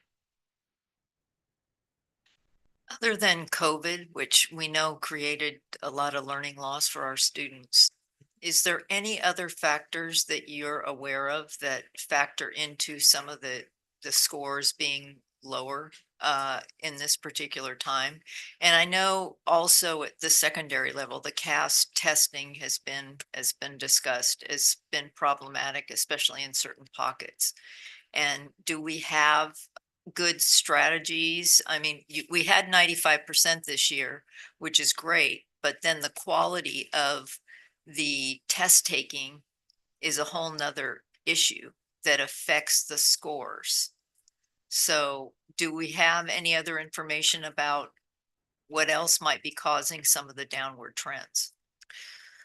It's another great question. We've talked to principals, particularly at sites where there is a downward trend, and we're really asking them to reach out to their parent community, but also students to kind of better understand, especially when they see a disconnect between the student's grade in that class and what they scored on the CASP, to really kind of better understand, because we do see that, and it goes both ways, high grades and lower CASP or vice versa. So to really dig down and to say, what do these scores really mean to students, and how can we motivate them as much as we possibly can to take the test seriously? Always a challenge. The other thing I wanted to comment on is the welding program, because since I took office, one of the things that was really, really important to me was to be able to, and you know this because I'm always bugging you, to provide more pathways for our students who are maybe not specifically the traditional four-year college bound kind of student. And so it's wonderful to see that us offering these things. And I know it's been challenging because we don't always have enough students to fill a class on our campus, but that we're thinking outside the box to be able to provide these kind of opportunities to the trades, because the trades are crying for our students to come their way and they can make a good living doing that. Do we have any plans to further expand the trades or other pathways? So first of all, we greatly appreciate the board's leadership in that area, because partnering with DVC and Las Positas for welding and construction has been great. I also really appreciate Jessica Colson's leadership on that area, because those programs take a lot of time and energy. But as you hopefully learned tonight, it's definitely worth it. So we're really, for this school year, looking at expanding our internal CTE programs, as opposed to, the last 2 years, we've engaged in partnerships with community colleges. So we're really looking at ways to expand our internal programs. That would be awesome. Thank you. I have a question for you about our CTE programs. I'm curious for students, let's say, who are at different high schools and would like to take one. Let's say there's a Monte Vista student who wants to take a CTE program that's only offered exclusively at Cal. Are we working on a program that might allow students to be able to take that course, even if it's not offered locally at their high school?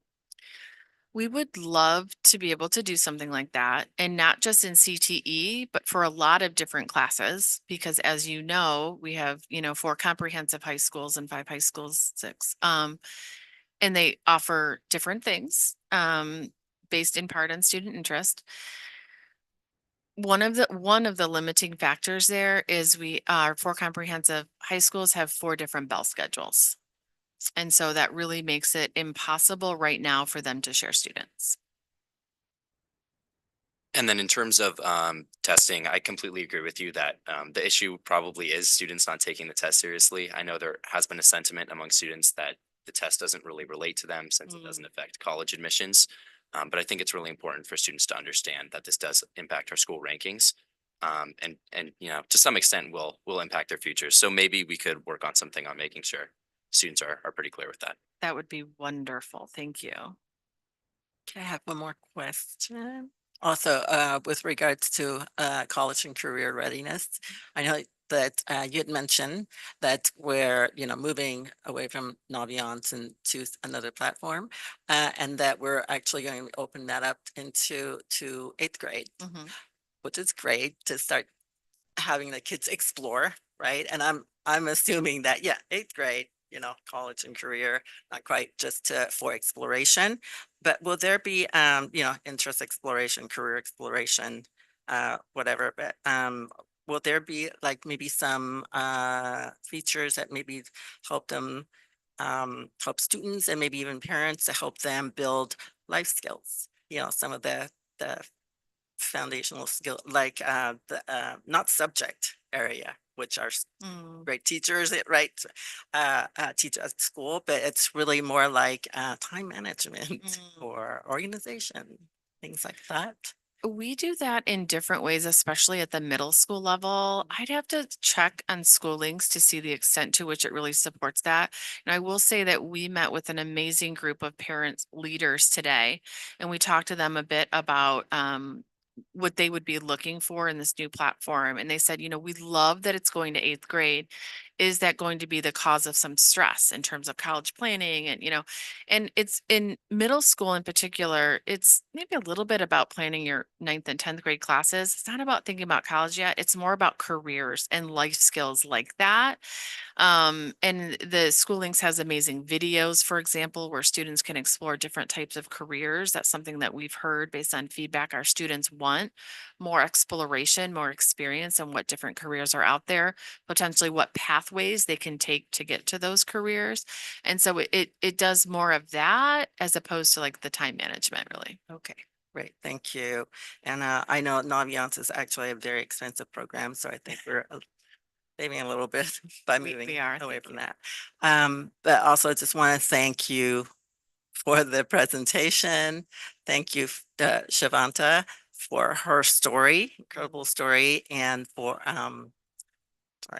Michelle, sorry, Michelle, because the interdisciplinary model, that's actually being done at a lot of smaller liberal arts colleges. I mean, college level. So I think our students who are in that cohort are really, really interested and doing well there.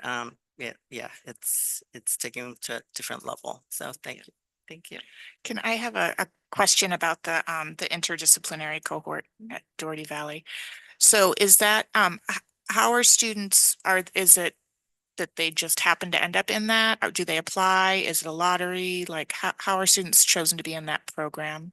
So this past year, students were chosen randomly. Okay. We would prefer to move to a model where students are probably opting in. That's something that we've discussed.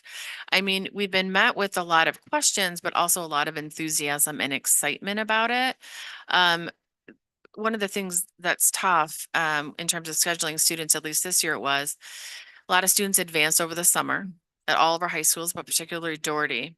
And so we have to know ahead of time what classes they anticipate taking in 9th grade in order for us to opt them in or for them to opt in themselves.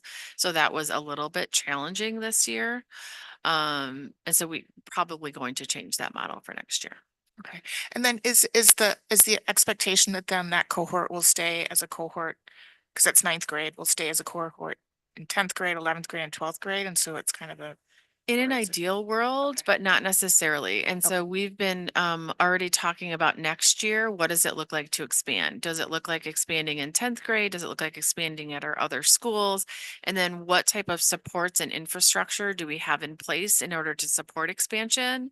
Because we really are asking, these teachers volunteered to do this, and we really are asking a lot of them to do this. And so how do we continue to support them in unique ways in terms of expanding the program across sites, if possible?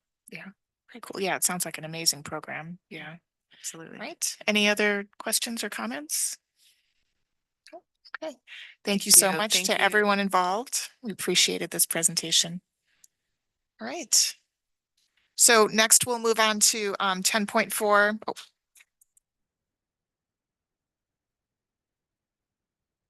Next, we'll move on to 10.4, public comment for non-agendized items. So, so these comments are for comments that are not commenting on anything on the agenda, non-agendized. It's an opportunity for the community to speak on the record about items that are not on tonight's agenda. During the non-agenda public comment, the board cannot respond to comments because the topics are not published on the agenda prior to the meeting. So I am going to ask if there are any other cards. This is last chance to bring cards up, and then we will start. So we'll start with Mike Arata. After Mike Arata is Sai Matan.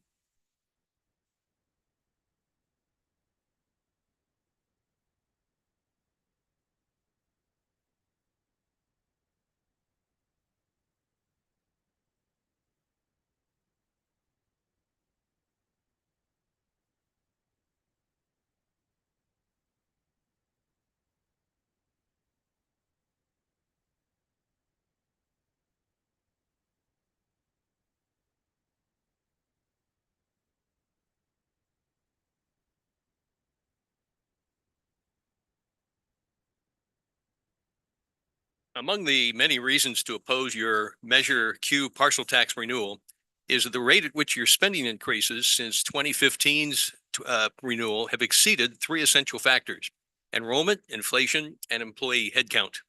Enrollment is down since 2015 by 3,500 students, an 11% drop, and lowest since 2009, 2010.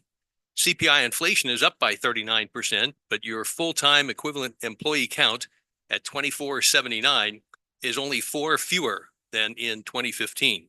Together, all those factors combined would readily justify a net 24% salary and benefit increase, figuring on the signboard.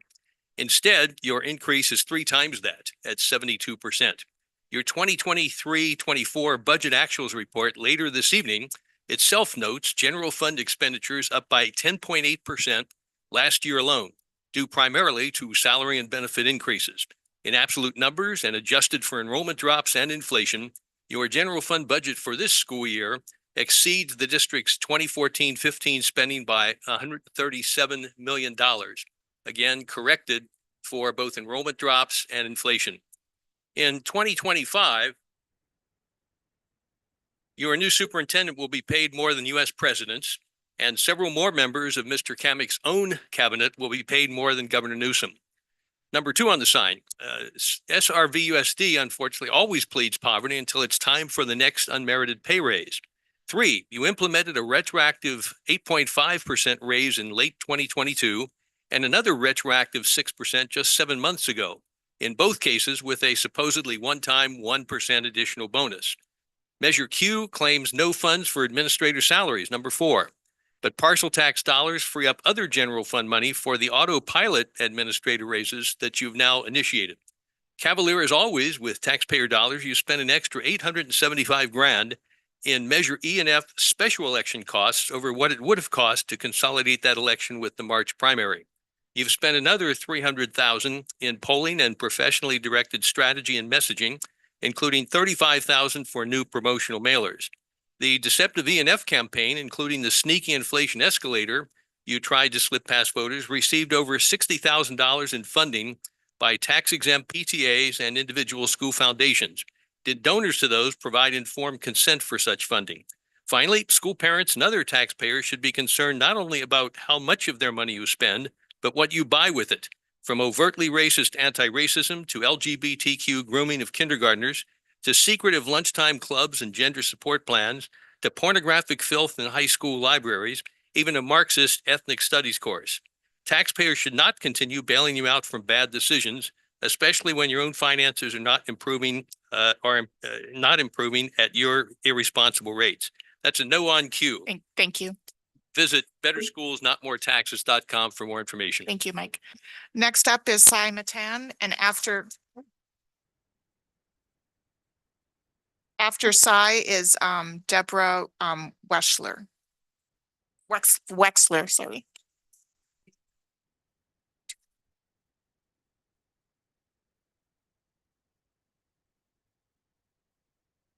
Good evening, Madam President, honorable board members, Mr. Kamick, and then everybody in the group and in the room.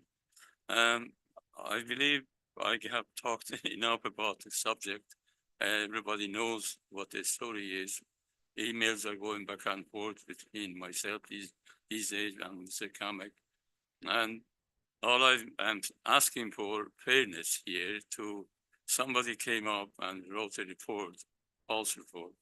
And that report accuses me of having unprofessional, impolite emails. She has all the emails that in her possession. All I'm asking for Mr. Kamek to ask this lady to basically prove her point.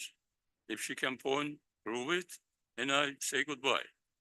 If she cannot, then she will apologize and exonerate me because she attacked my personality. I've been in the industry for 50 years. I've been chief engineer for 2 companies. I have managed 350 people. I have been in the industry for a long time to be able to know what is professional email, what's unprofessional email, or polite or impolite. That doesn't stick. So district is using that to disqualify me, and that's very unfair. It shouldn't be like this. So all Mr. Kamek needs to do, ask a director of compliance to support the report. Use my emails and show everybody over here that how many of them are unprofessional, where I made that mistake. Then I'll be out. I say goodbye, thank you very much. I love this district because 9 years ago, I had a very good experience. I dealt with 2 wonderful people, Miss Janet Terbono, she was the principal of Monte Vista, and Mr. Evan Powell was a vice principal, and we had a wonderful time. I fell in love with this district, and that's why I applied over here. My kids are grown up in Pleasanton, and they graduated from there. And Pleasanton is also in competition. It's similar to your district. But still, I came over here because I fell in love with this district, because of the experience I had. So don't be unfair to me.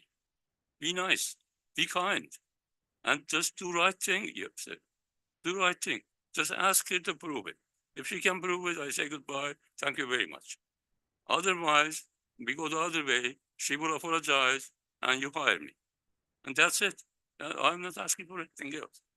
I came from another country which is running right with the people that they are dictatorship to this country. Now I'm getting discriminated over here. This is not. Thank you, Sai. Thank you. Thank you. All right. Next is Deborah Wexler, and after Deborah is Aniko Naji.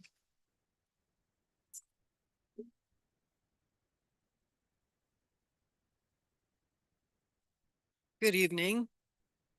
I'm Deborah Wexler, the current president of the Danville Alamo Walnut Creek branch of the American Association of University Women. It's known as AAUW. My children graduated from the district and the public school system, and I was an officer and active participant in the PTA and PTSA of Charlotte Wood Middle School and San Ramon Valley High School. And you've heard previous speakers from our organization emphasize that AAUW members believe that high quality public education is the foundation of our democratic society and a key to improving economic prosperity and equity for all. Protection from censorship and bias-free education is a key value for our entire AAUW organization. Another foundational value for our organization is community.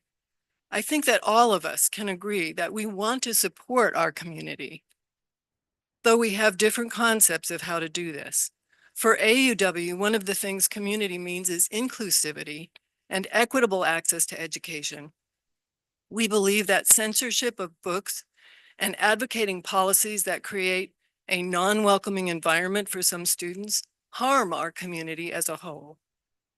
I am also a member of the interfaith, the San Ramon Valley. It's known as iServe, and iServe is a group of diverse faith-based organizations with a similar goal and value, increasing the sense of community in our area. We recognize that people of very different faiths and backgrounds can come together to strengthen and support each other in times of fear and misunderstanding. We believe that the inclusive and supportive environment that is the goal of our San Ramon Valley Unified School District public school system is foundational for our children to see themselves as part of a productive local community. We support you, our school board, as you continue to explore how our excellent public education system can help to nurture all of our young children, our young people, to create the community that we all are so proud of. Thanks to all of the SRVUSD board and our public school teachers and administrators for your ongoing efforts for our children. Thank you.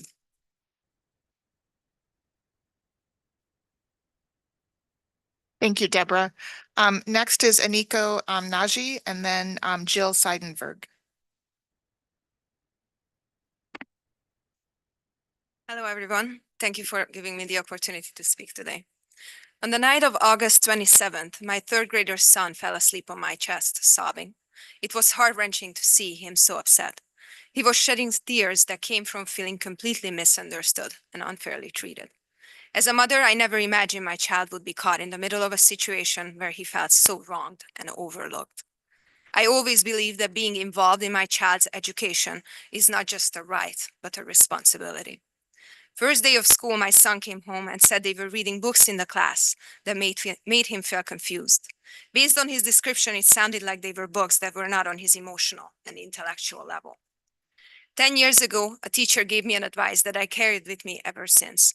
Always approach us with the belief that we have your child's best interest at heart. This was the intention of my approach with Miss Harrington, whom initially seemed welcoming, open to my concerns, and engaged in our conversation. She assured me that even though those books were for older students, they were kept behind an invisible line that the little ones should know not to cross. However, my 8-year-old said the books were out in the open for all to see. Miss Harrington allowed me to take a picture of the book collection to further research at home. However, as soon as I did, her demeanor abruptly changed. She became very agitated and demanded me to leave immediately. Her actions became very confusing to me, as I had done nothing without her approval. I peacefully left as she requested. Later, Principal Bali called to describe my visit to the classroom as an incident.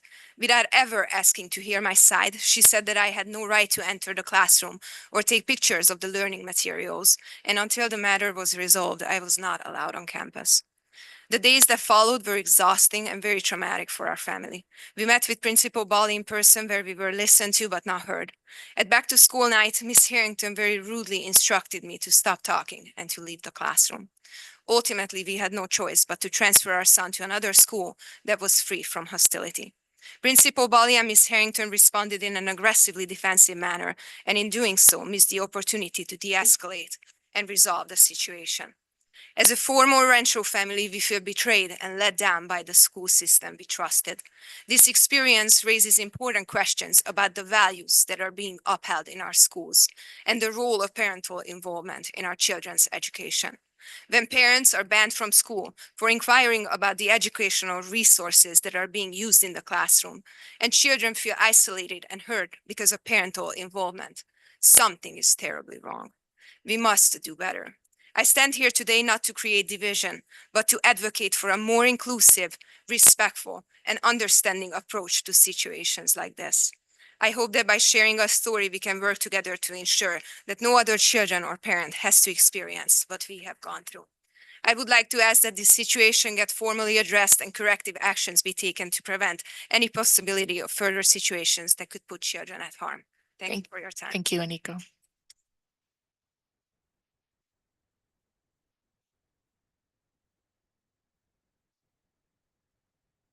Next is Jill Seidenberg. Hi, good evening. My name is Jill Seidenberg. I am a teacher at Monte Vista High School and a parent at Monte Vista High School as well. I have 2 thank yous and then comments. The first, thank you for giving my daughter a voice last spring. the graduation caps were spectacular at Monte Vista. So thank you for hearing her out, helping her find a solution and getting to the end of that. So that was great. Second, my other child is in the welding program at Las Positas, and it has been life-changing. And I cannot express to you enough the thanks I have for that program being available for that child as well. So that said, as a teacher, I've got a different concern. I have great frustration this year, and it has to do with our transition from Schoology to Google Classroom. We had been using Schoology as our learning management system. And at the end of the school year last year, we were kind of informed, but not asked, that we were going to be using Google Classroom. And the biggest frustration I have is there's a lot of promised functionality that we don't have. There's been a horrendous lack of training, and emails we received as teachers had said, well, you've used it before in the past during COVID, so it should be fine.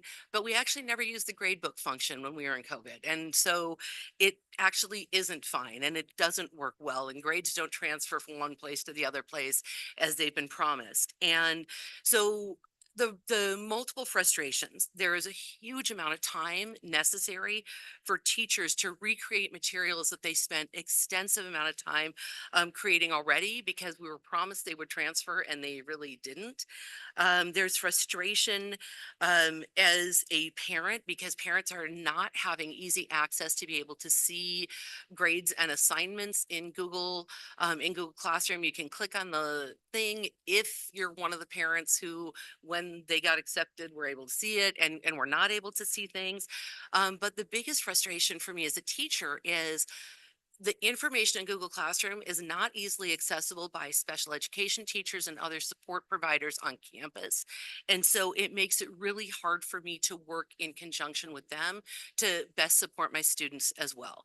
And so we've kind of got the Wild West going on with backends using Infinite Campus and Google Classroom and all sorts of different things. But now kids are really struggling to figure out, where are my assignments? Where are my grades? How do I see them? And so for me, this has been a decision that impacts not just teachers, not just students, and not just parents, but everybody. And it's been a really, really difficult one. So thank you. Thank you.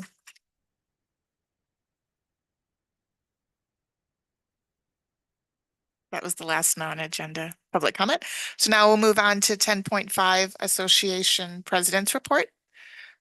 So we'll start with Tam. Oh, okay. Okay. And Carrie, assuming is not here.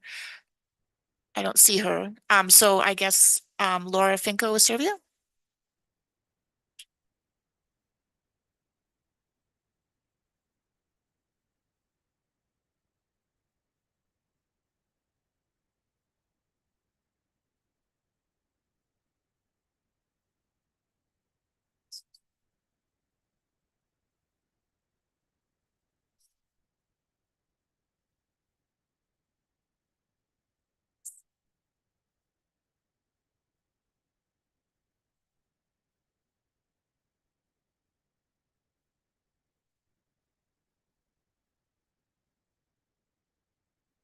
First of all, let me introduce myself. My name is Laura Finco. I'm the president of the San Ramon Valley Education Association, and Matilda, she's back. I wanted to start off this evening, first of all, just briefly mentioning, when I say San Ramon Valley Education Association, we're also known as SRVUSD. We're the certificated personnel that is non-managerial. It's approximately 1,674 people who identify as SRVUSD. There are teachers, our counselors, our school nurses, our social workers, our school psychologists. They are the people who are boots on the ground, working with our students every day. So when we talk about SRVUSD, we need to do so knowing that it is the heart and soul, the personnel and the programs that make up the San Ramon Valley Unified School District. As you know, I usually begin my remarks with a land acknowledgement. I find it difficult to begin with the traditional land acknowledgement this evening. Instead, I urge us to pause and reflect on the profound impact of the recent events that forever altered the educational world. Just last week at this time, as teachers and students settled into the comfort of their homes, sharing stories over dinner, none could have anticipated the heart-wrenching reality that would unfold. Christina Iremi and Ricky Aspinwall were diligently preparing their lessons, filled with hopes and promise, while Mason Shemmerhorn and Christian Angulo were immersed in their homework, embracing the tasks of being students. Tragically, the evening they spent with their families became a haunting reminder of the fragility of life. It is moments like these that compel us to confront the urgent need for safety and mental well-being within our schools. The heartbreaking reality that a 14-year-old had access to an AR-style weapon, resulting in irrecoverable changes to countless lives, is a stark reminder that we cannot accept that such tragedies are mere facts of life. As advocates for our students' safety and well-being, we must rise together and insist on common sense gun laws, which are essential to ensuring a secure educational environment. This is a moment that calls for our outrage and collective action. We must demand that our lawmakers take meaningful steps to protect our children and our educators. It is our duty to unite as a community, standing firm in our commitment to fostering a safe and nurturing atmosphere for all students because they deserve nothing less. There's so much anger and confusion and stress about things that people think are happening in our schools, but they're not. Things that are used to stir hatred and fear. But in reality, we need everyone to stand together to stop the disinformation, the lies, the inflammatory remarks centered around hatred. We need to stand together against the horrific acts like what happened last week in Georgia and Baltimore. That's reality. Marjorie Stone Douglas, Sandy Hook, these tragedies serve as painful reminders of the urgent need to come together and advocate for our students' safety and well-being, because every student deserves not just to learn, but to live. Thank you.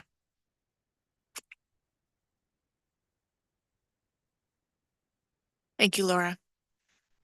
Next we'll have 10.6 student board member report. So that's Travis. All right, well, first and foremost, our student senators got to meet for the first time as a whole with their individual site principals, and also with the Senate fully adjourned. And we're already getting into work with coming up with some unique projects, many of which will actually be brought before this board later this year. So I'm very excited for that.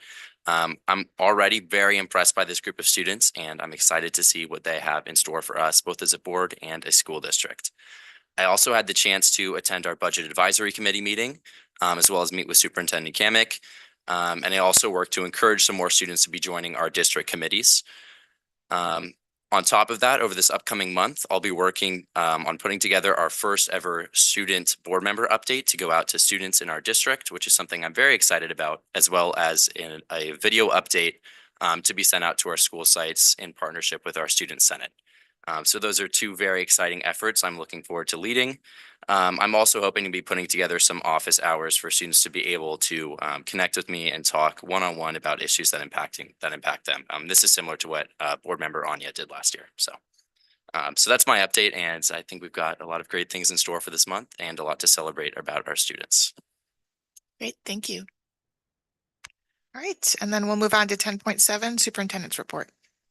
Thank you so much. Clearly, I have my work cut out for me to keep up with Travis. really enjoyed meeting with Travis and can't wait to meet with the Student Senate soon. Just a few updates in this week's report.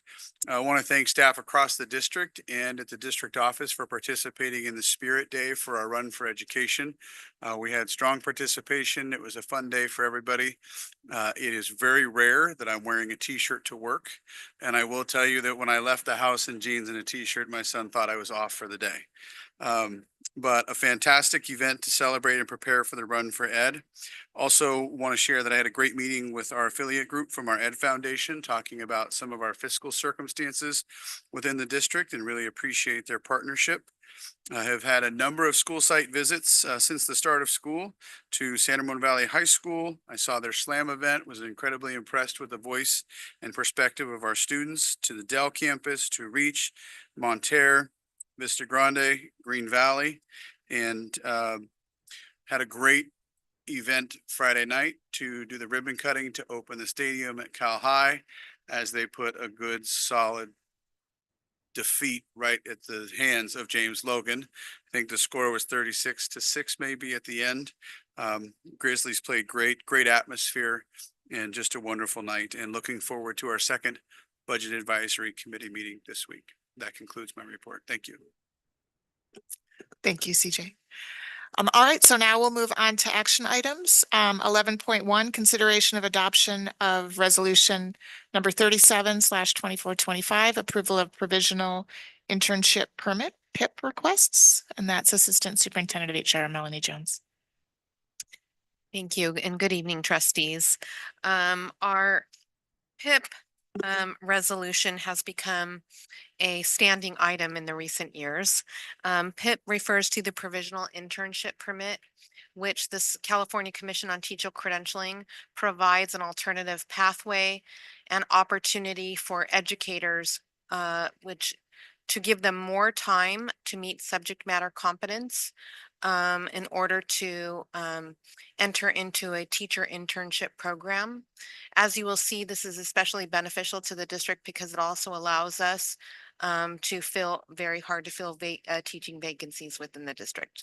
So we're hoping that you'll approve our recommendation to approve the following PIPs for these educators for this school year. We have no public comment for this. I'd like to make a motion to approve. Second. The motion was made by Board Member Hurd and seconded by Board Member Ordway. Roll call vote, Student Board Member Hodges. Aye. Board Member Hurd. Aye. Board Member Van Zee. Aye. Board Member Ordway. Aye. Board Member Clark. Aye. Board Member Bratt. Aye. The motion passes 5-0. Thank you, Melanie.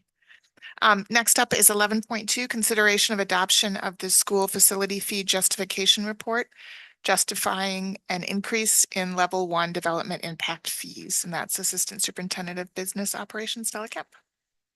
Good evening, trustees. I have Tina Peralt here to be of assistance to the board should you have any questions. I want to take you through the 3 items that we have, 11.2, 11.3, and 11.4, to lay out the process by which the board would take action to increase the level 1 development impact fees. As you know, we have new development coming into the district, and those fees then are assessed to those projects to support school facility needs that we have.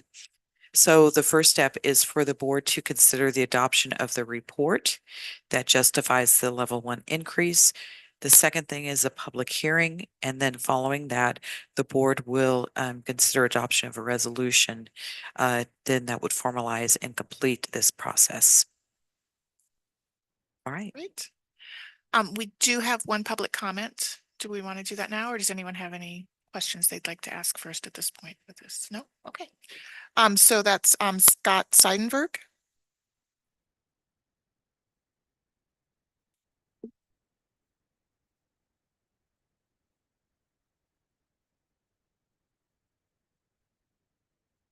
Hi all. My name is Scott Seidenberg. I was formerly the head of the FOAC for a couple terms and was on for 6 years. I've been here numerous times. I read through the report, which was interesting because as I went through it, I was kind of confused, having particularly looked at the demographic reports repeatedly over the past 9 years. And one of the things I found very interesting was the report focuses heavily on this potential shortage of classroom space for high school students. Yet we've projected the declining enrollment to bring it way below the level that's indicated in the report. Also, I was noting in the report that it based everything on 27 students per high school classroom, knowing that my wife that spoke earlier doesn't have anything close to that number, and her average is 33. I found that very interesting. All of this for me is kind of a disconnect in the communication, right? Particularly with declining enrollment, where we said, you know, we're going to have overall enrollment come down. We don't necessarily need new additional facilities. I absolutely realize as a FOAC head and member for a long time that we do need to keep our facilities up. But the way the report is written and proposed seems wrong, because we know we don't need new added space, right? We need reconfiguration, reweighting, but I was really taken aback by the way the report was structured, and the whole entire baseline appears to be there was 179 student overage. Yet we know that that's, if there is one, it was super temporary because it's gone with declining enrollment.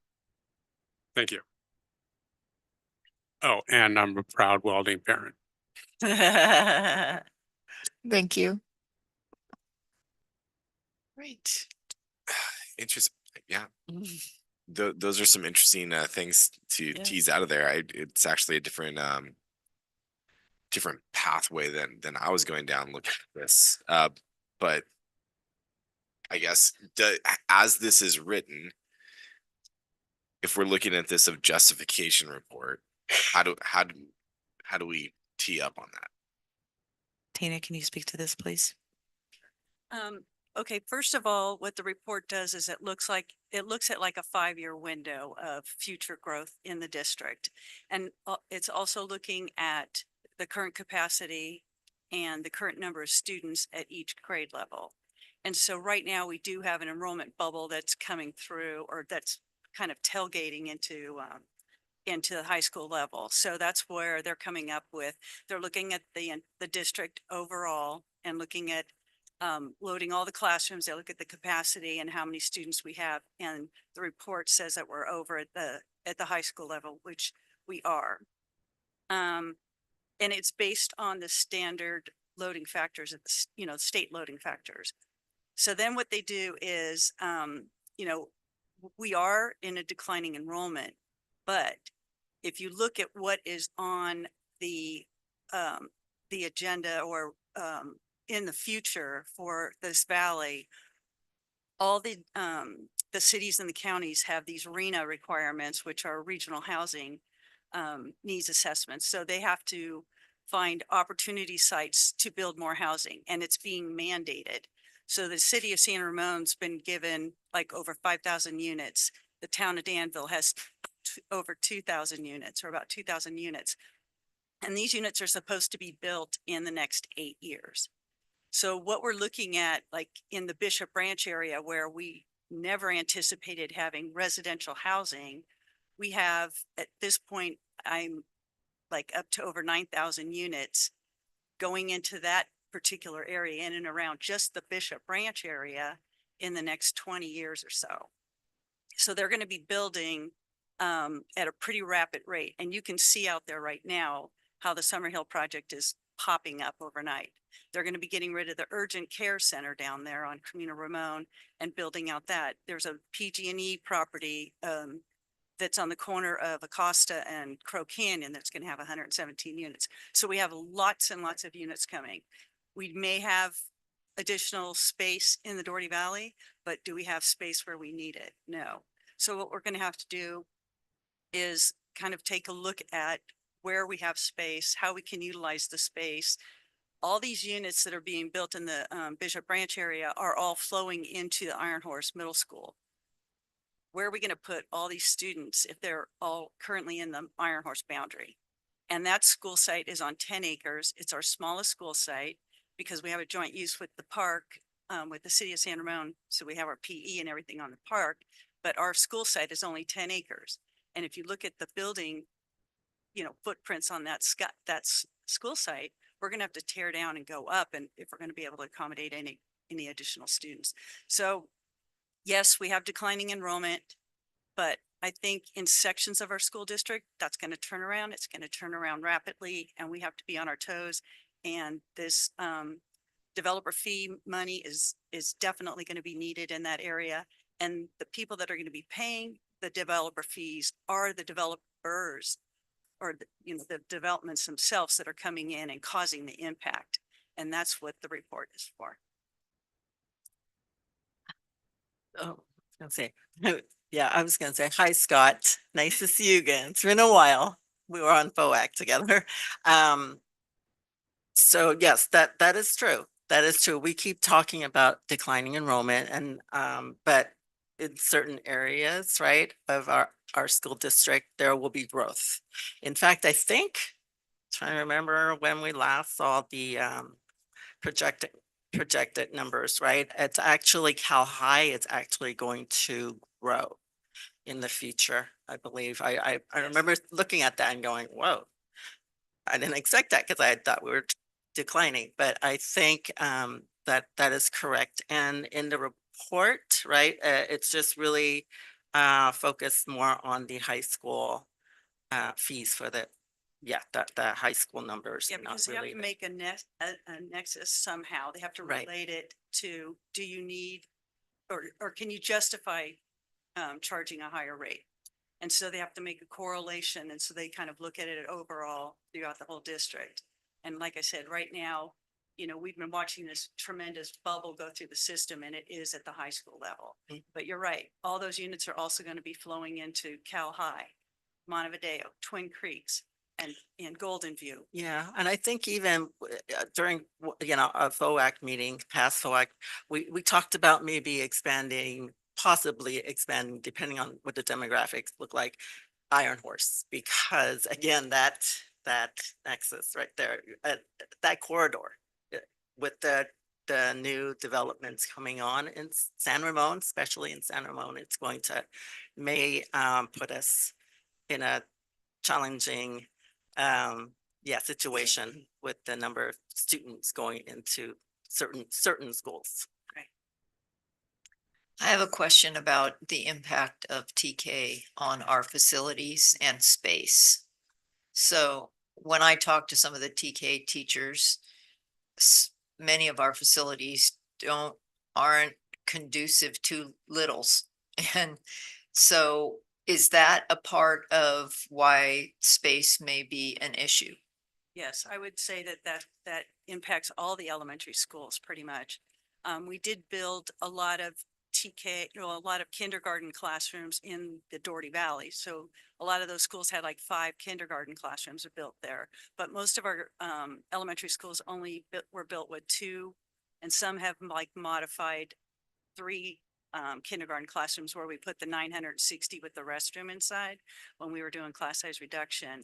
But that definitely, we are adding another grade level altogether. And so due to that growth of additional, and then next year there'll be the final round, the additional 4 months for the students. So we'll have an entire year of of students that are going to be in TK.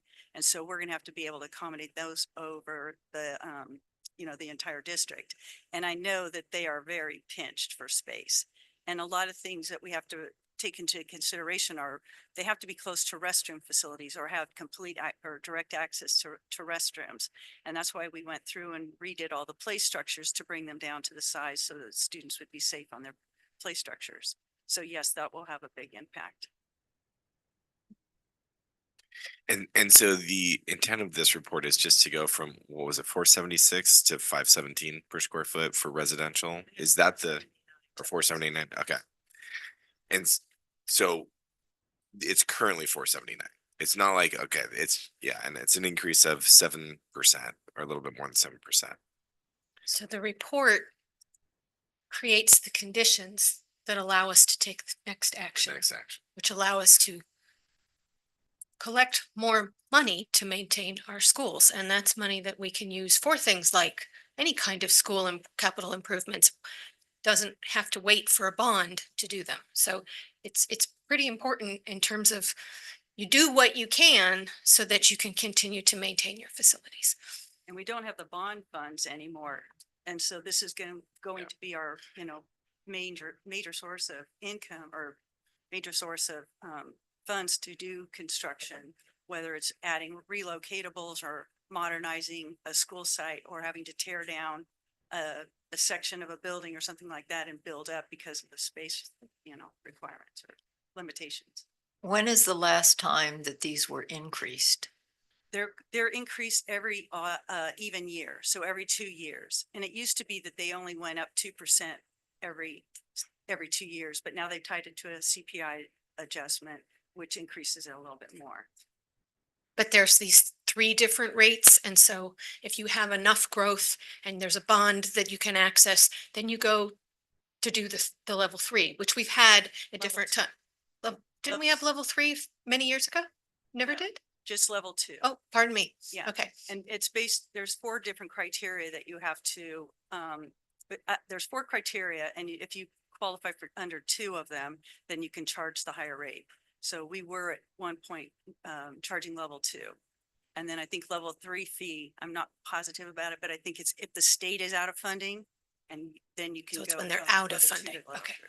But you move between which condition you're in. And so when you can get yourself in the condition where you can get more money, you do it. I mean, you don't lie on the report, but I mean, I appreciate you bringing it to our attention because you allowed us to have this conversation.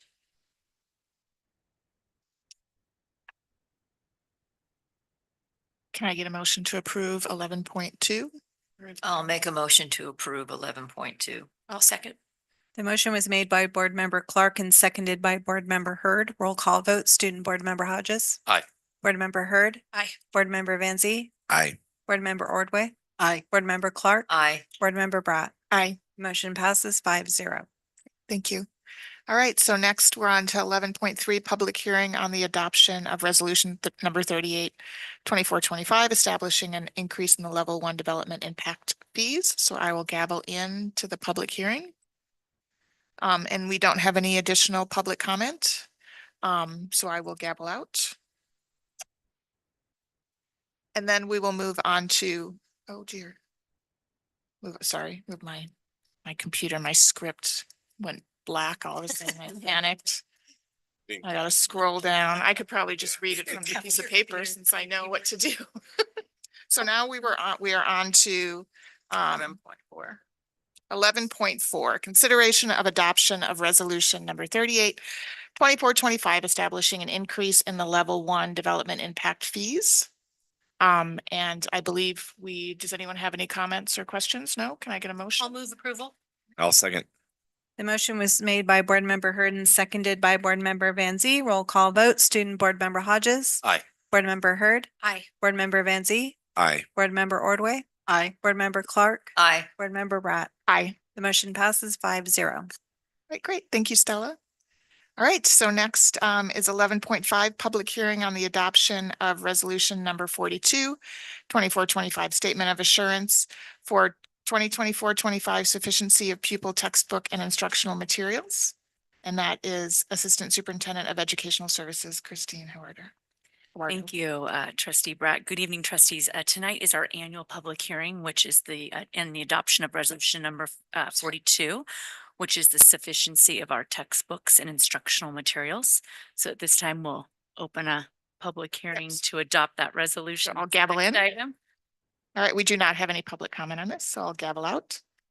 And then we'll move on to 11.6, consideration of adoption of resolution number 42, 2425, statement of assurance for 2425 sufficiency of pupil textbook and instructional materials. Yes, Trustee thank you Hoarder. for reading that for me. So I will not repeat, but yes, this is the consideration of the adoption of resolution number 42, which is certifying that we do have the appropriate digital textbooks and instructional materials for all of our students this school year.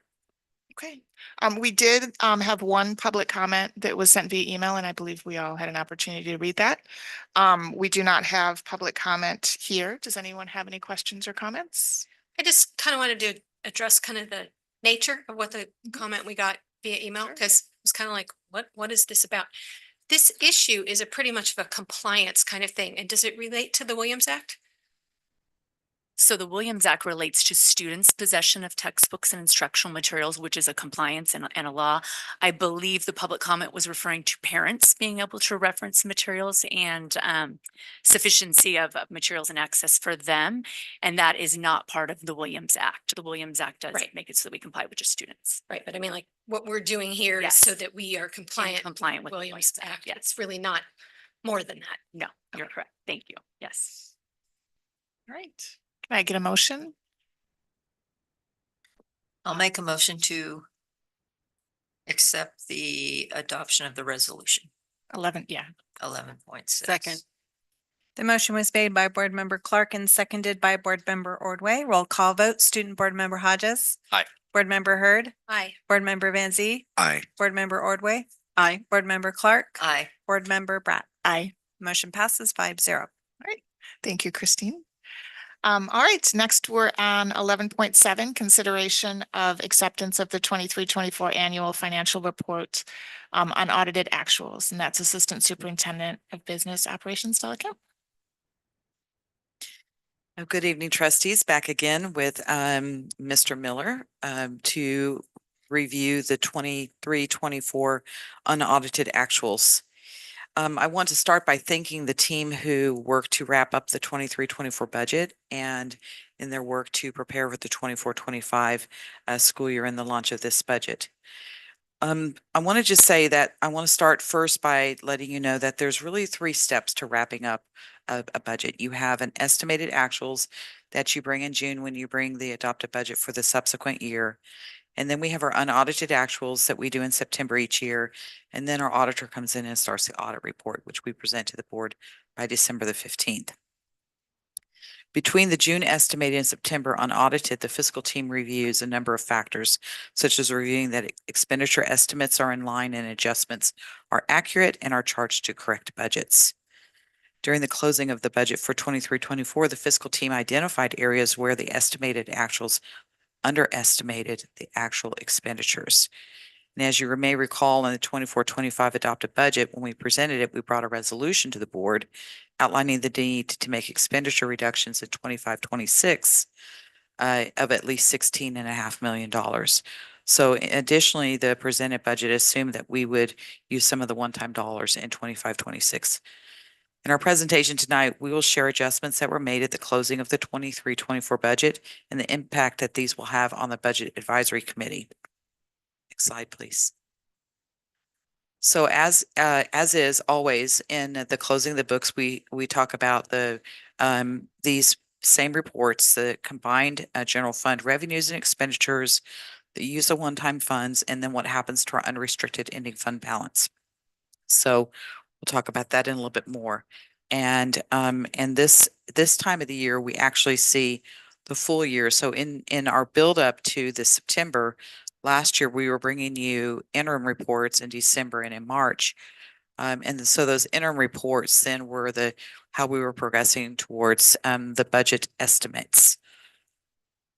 All right. So with that, I'm going to hand this over to Evan.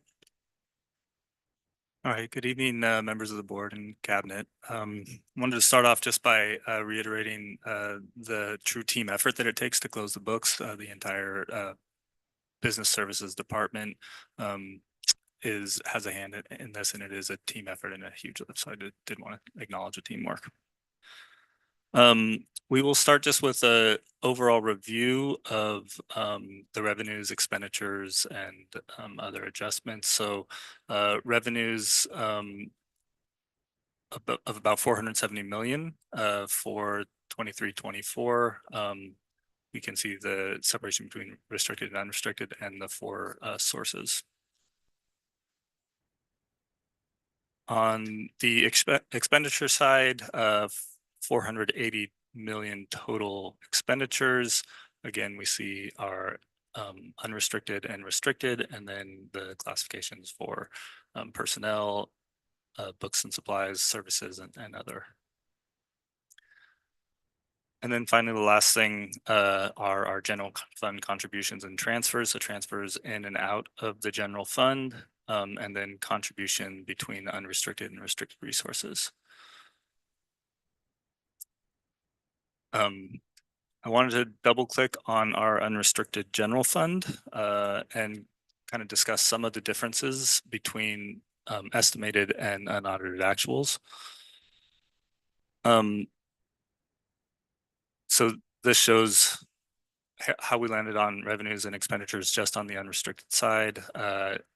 We'll note that there are no deltas here greater than $2.5 million. So nothing really more than 2%.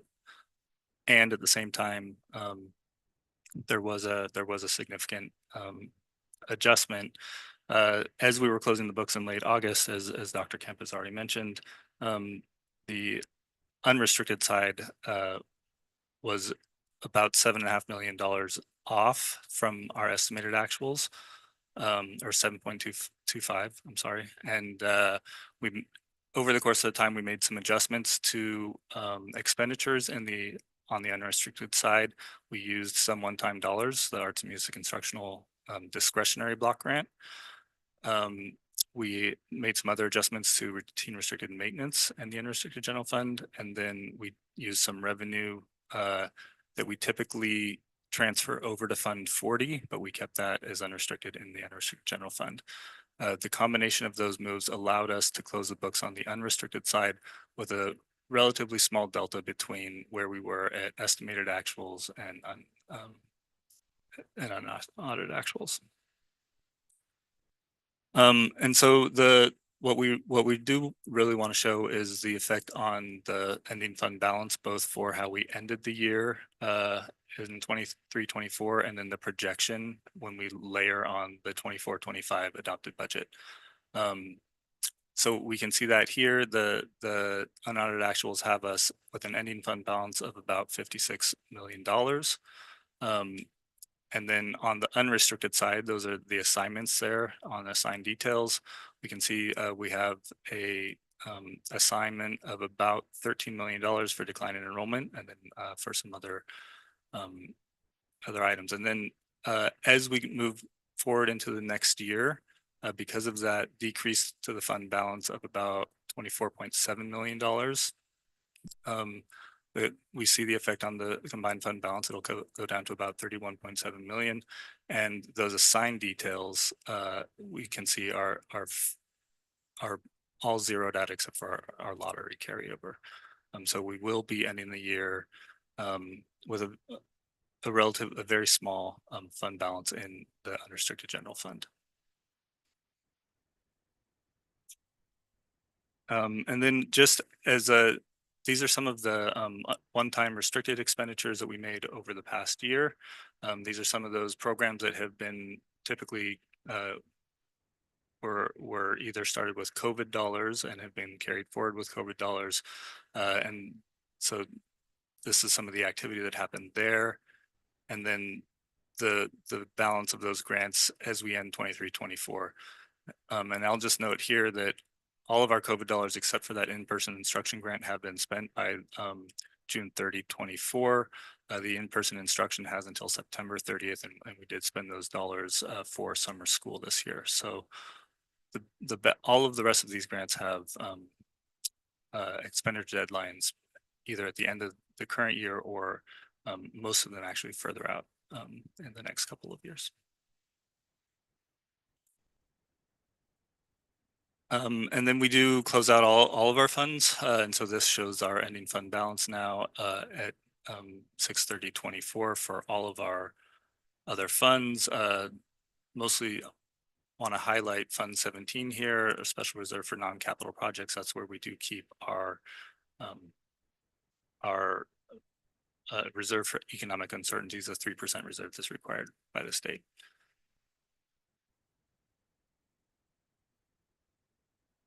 And then I think we'll hand it back to Dr. Kemp to wrap it up.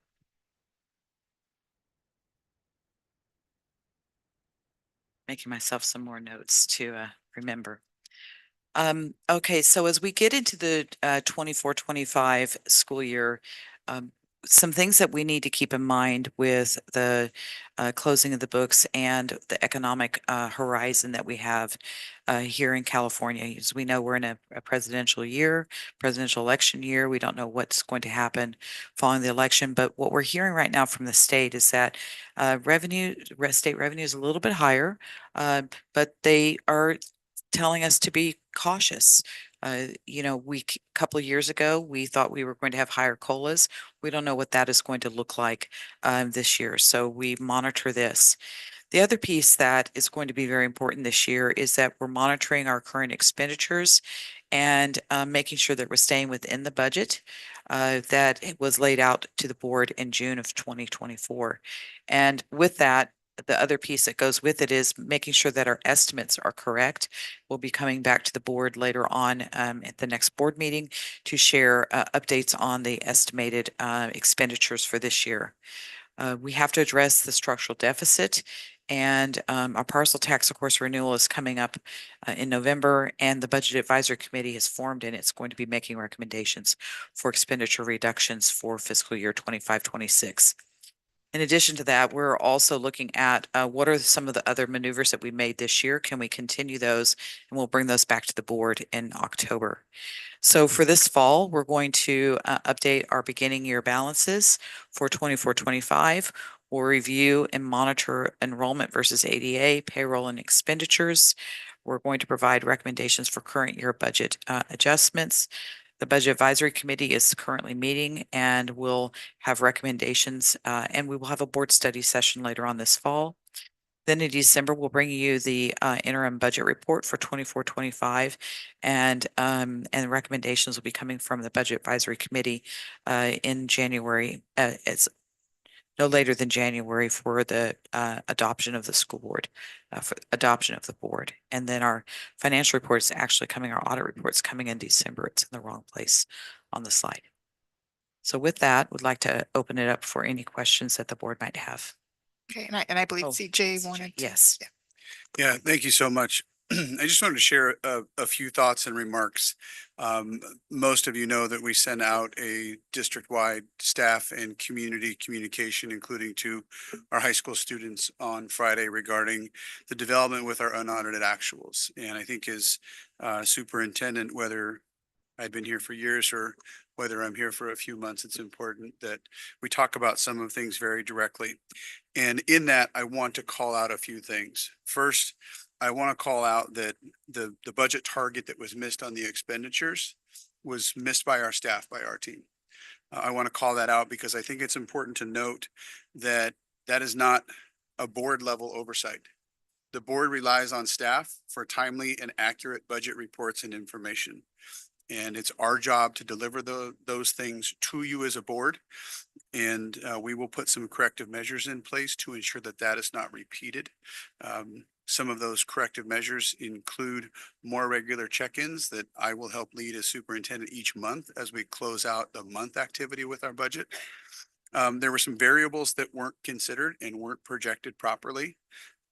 That's where we missed the mark. And that's a staff issue that we will correct.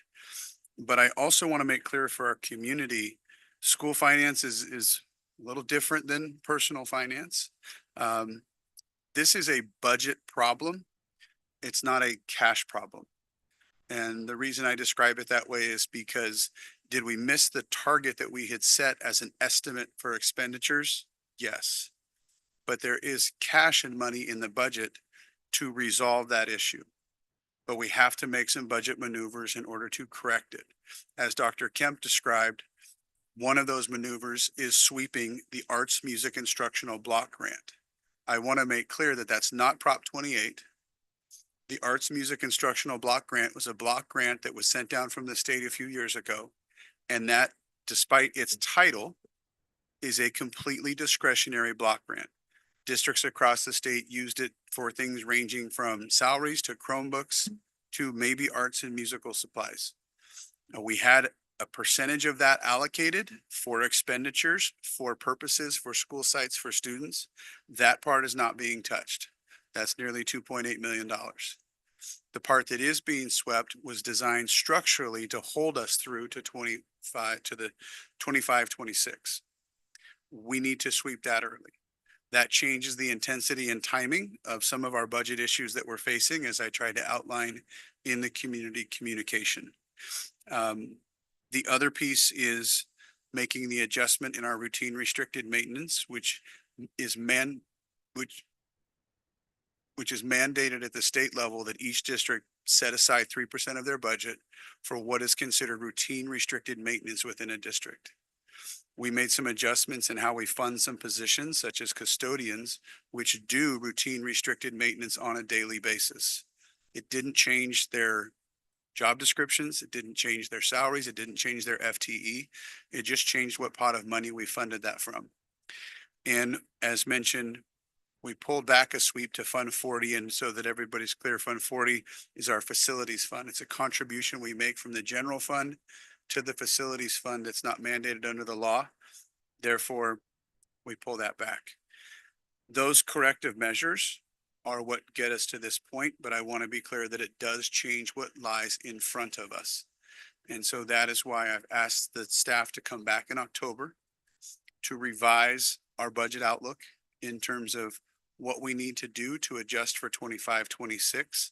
And because we go through a process under the law for the state where we adopt our budget in June as required, we close the books starting June 30th.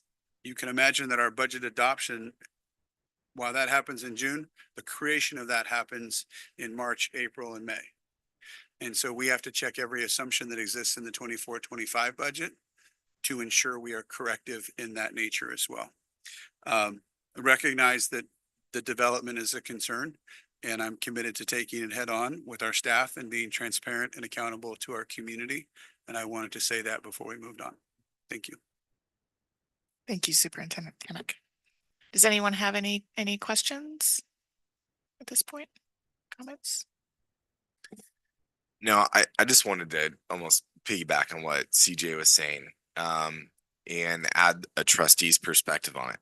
I wrote down a few comments. I'm not going to read them all exactly, but it's just that, you know, I as a trustee on the Board of Education, and I'm going to say but I know that it probably relates to you too, but I'm not going to be speaking for you. I just don't want to make those assumptions. So I take my responsibility to provide fiscal oversight with the utmost seriousness.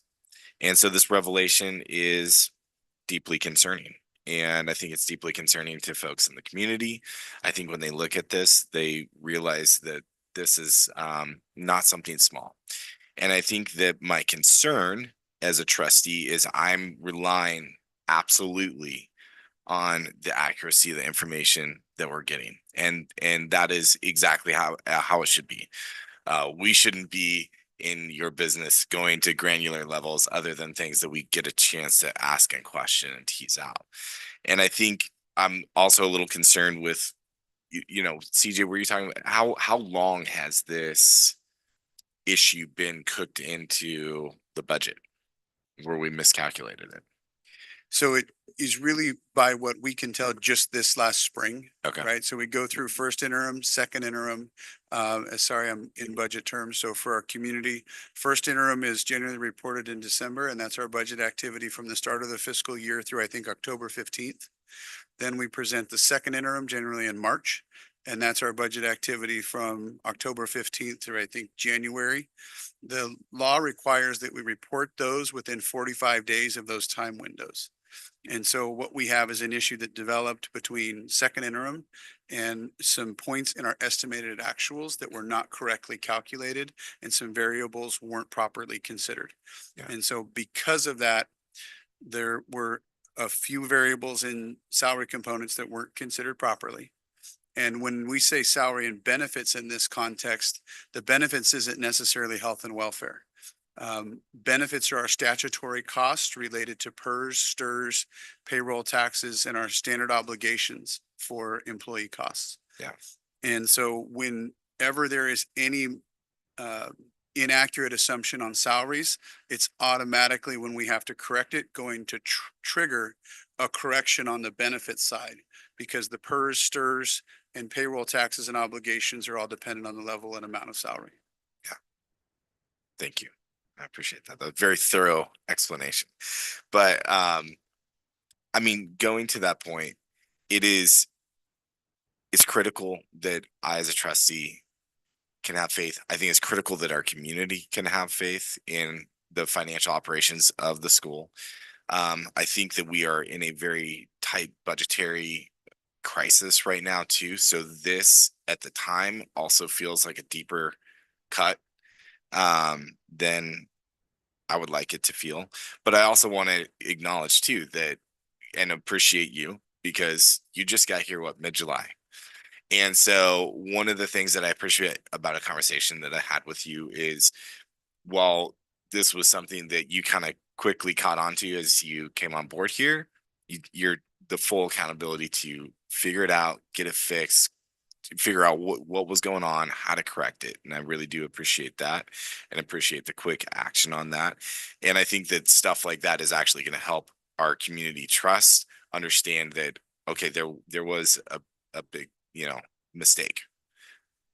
And we're going to correct it and we're going to hold ourselves accountable for that so that we can really show transparently to the community we understand just how big this is. And as a board member, just want to also say I'm dedicated to showing transparency to the community and to the public on what's going on and that we're accountable to fix things like this when they do come up.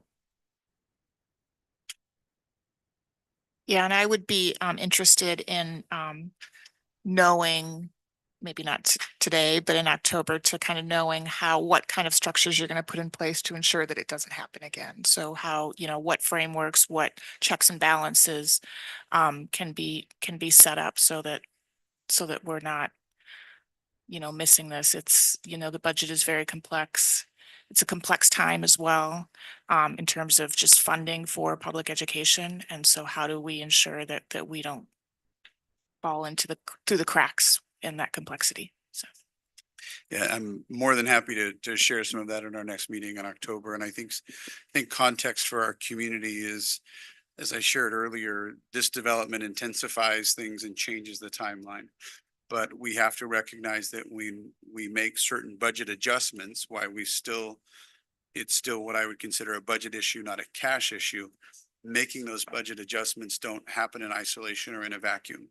So when we make those budget adjustments, there are ripple effects that we have to consider for the next 12 to 24 months. And so we will come back in October and more accurately describe for the board and the community what those ripple effects look like and also corrective measures.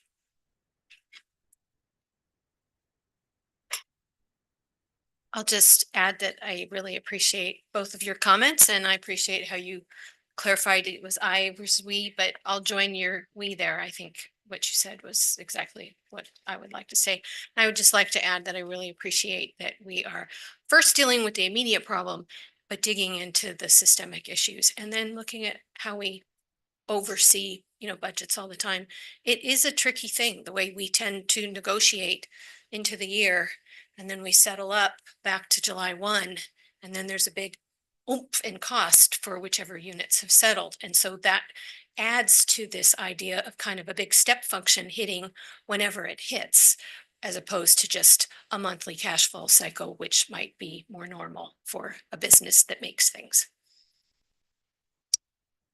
I also appreciate your comments, Trustee Vanzi, because we do depend on the information that we get to make sure that it's accurate so that we can make good decisions about what programs, curriculum, all of those things are affected. So I too am interested in knowing what happened and also exactly what Laura said, and that is what we're going to do to make sure that we don't find ourselves in this situation again. It's just especially painful because of the already deficit situation that we're in and the cuts that we already have to make. But Jesse and I are both on the budget committee and we will do everything we can.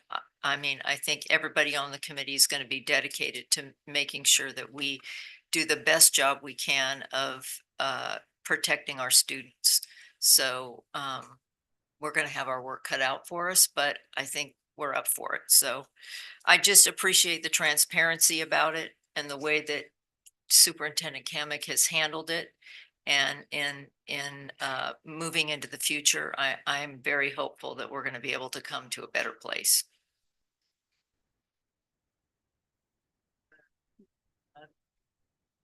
Anything else to add except that, yeah, no, I mean, 7.25 million, that's a big number. I'm very concerned that, yeah. I am glad that you are going to be spearheading, right, a monthly kind of, I think that's the first kind of step that you'll be taking to help us towards this ratifying this issue. I think that, yeah, if, you know, unfortunately hindsight, right, if we had done some, maybe a little bit more tightening on our, you know, the oversight, that maybe it wouldn't have been 7.25, which is a large amount. But again, you know, going forward, it's yeah, we'll be relying on not only your team, you and your team, but the district budget committee to help us, I think, try and see how we can deal with this much bigger, right, deficit than we thought we had. So thank you. Yeah, and I just wanna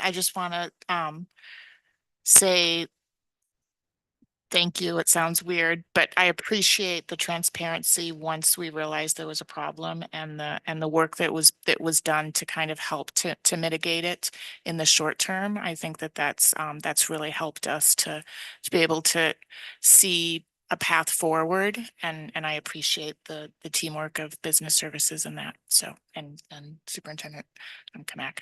So, can I get a motion to approve 11.7? I make a motion that we approve the acceptance of the unaudited actuals for 23-24. I'll second. The motion was made by Board Member Van Zee and seconded by Board Member Clark. Roll call vote, Student Board Member Hodges. Aye. Board Member Hurd. Aye. Board Member Van Zee. Aye. Board Member Ordway. Aye. Board Member Clark. Aye. Board Member Bratt. Aye. The motion passes 5-0. Thank you, Stella and Evan. All right, next is 11.8, consideration of approval of updated board policy and administrative regulations to comply with new Title IX requirements. And that's Assistant Superintendent of Ed Services, Christine Huardo, and Assistant Superintendent of HR, Melanie Jones. Yes, thank you, Trustee Bratt. Tonight, we are bringing forward the consideration of revisions to several board policies and administrative regulations to comply with the new Title IX regulations. These board policies and administrative regulations have been updated to reflect the changes recommended by the California School Board Association in conjunction with our district legal review. Tonight, we have with us Jackie Litra, our legal counsel from F3, in addition to Karen Dowd, our HR compliance director, and our director of student services, Dave Kravitz, who's going to join us to answer any questions you may have regarding the ARs and the BPs presented this evening. Does anyone have any questions? I've got tons of questions, but I don't want to. Okay, all right. So, one of the biggest things that would be helpful for me to understand is kind of going from the original scope of Title IX to these new overall changes that have come with the Biden admin's rewriting of Title IX. Can you detail some of the most substantial changes?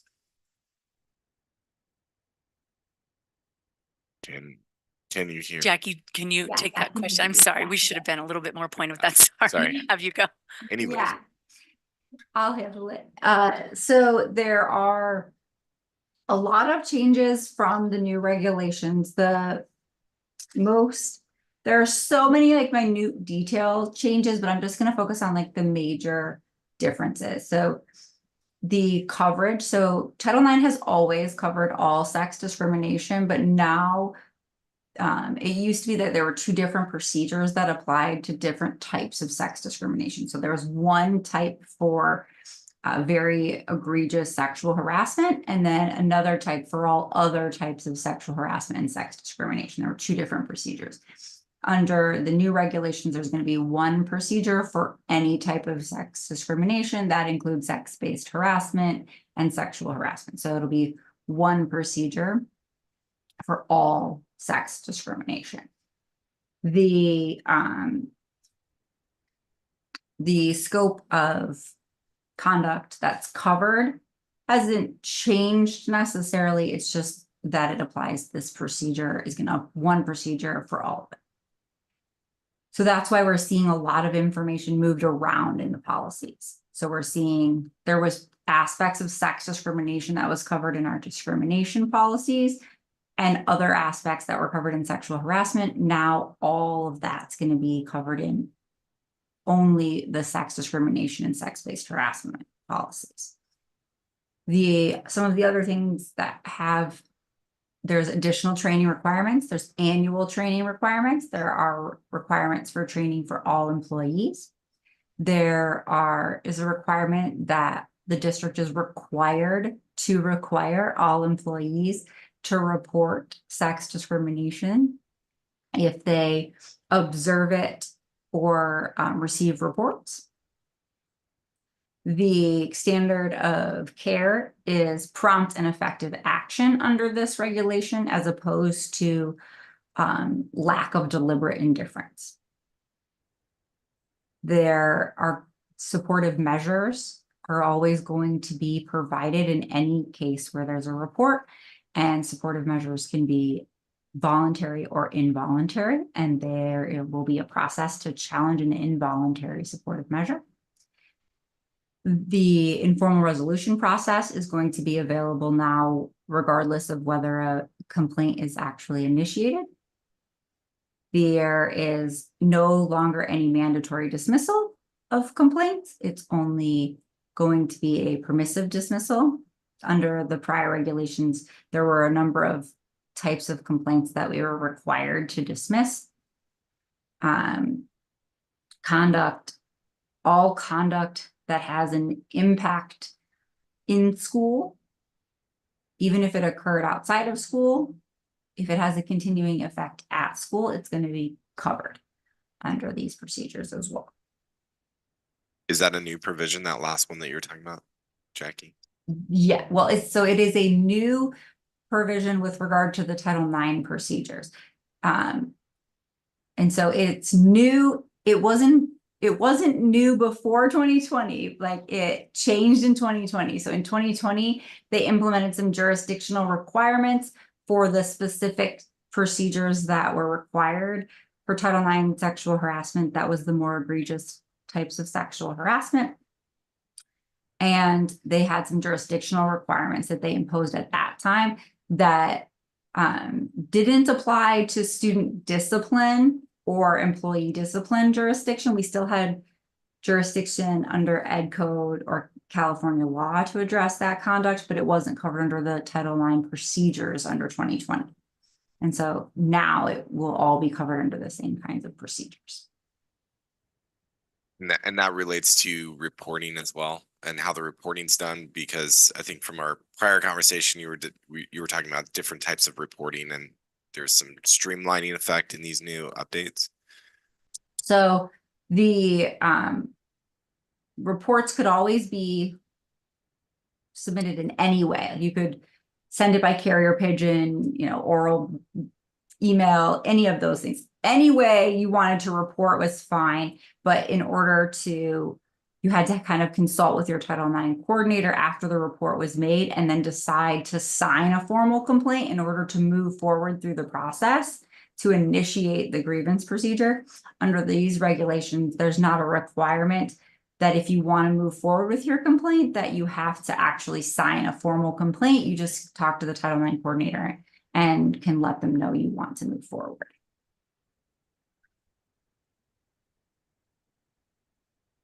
You guys have any questions that are coming up before I just continue playing on? All right. Are there any current legal challenges to the administration's rewrite of Title IX? Yes, there are many pending cases in, I think it's like 8 different states. That's where cases have been filed challenging certain aspects of the regulations. The lawsuits that are pending do not challenge the regulations in their entirety, but they challenge specific aspects of the regulations. And that litigation is all pending. There's only been preliminary injunctions related to that, which doesn't actually address the merits of the case. What are the aspects of the Title IX rewrites that are being challenged? So there are some of the different lawsuits have more or less challenges, but the main issue being challenged has to do with the inclusion in the definition of sex-based harassment. The Department of Ed included within that definition that sex-based harassment includes conduct on the basis of gender identity, sex stereotype, sexual orientation, transgender status, all of a number of other types of just harassment based on all these different categories that relate to sex or sex stereotypes. The ones that are being challenged have to do with sexual orientation and gender identity. Thank you for that. Are any schools in our district covered under these injunctions? So none of the schools in the district are party to the injunctions, and they aren't covered by the injunctions because the injunctions, courts can only act as to parties to that case. So they can't, the court doesn't attempt to make any kind of order or enjoin us from doing anything here in California. But what they do is they enjoin the Department of Ed from enforcing its regulations on any of the schools that are listed in lists from different groups that are members, or excuse me, that are parties to that litigation. And so there are 3 schools listed on the most recent injunction list for the district. And what schools are those? Oh, man. It's Greenbrook, San Ramon Valley High School, and Charlottewood. Okay. Thank you. I was like, I'm not going to remember the exact names. So, yeah, no worries. I appreciate the assist.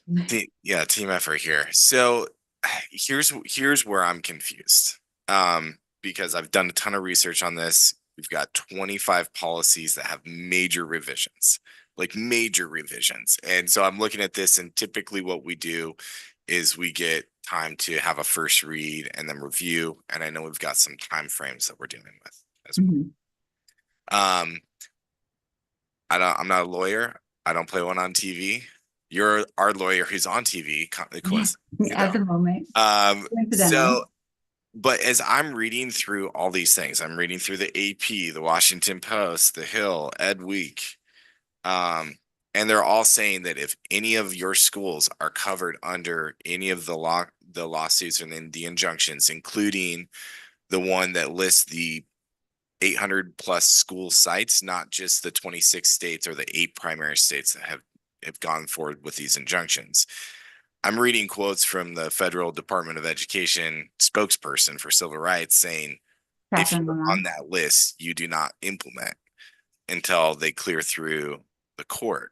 So I guess where I'm confused is it looks like we're taking a universal approach to every single one of our school sites. And yet we have 3 sites where I hear what you're saying, Jackie, about like, it doesn't really cover that, but I'm also seeing that we're listed as 3 sites that there's an injunction at a federal appeals court level.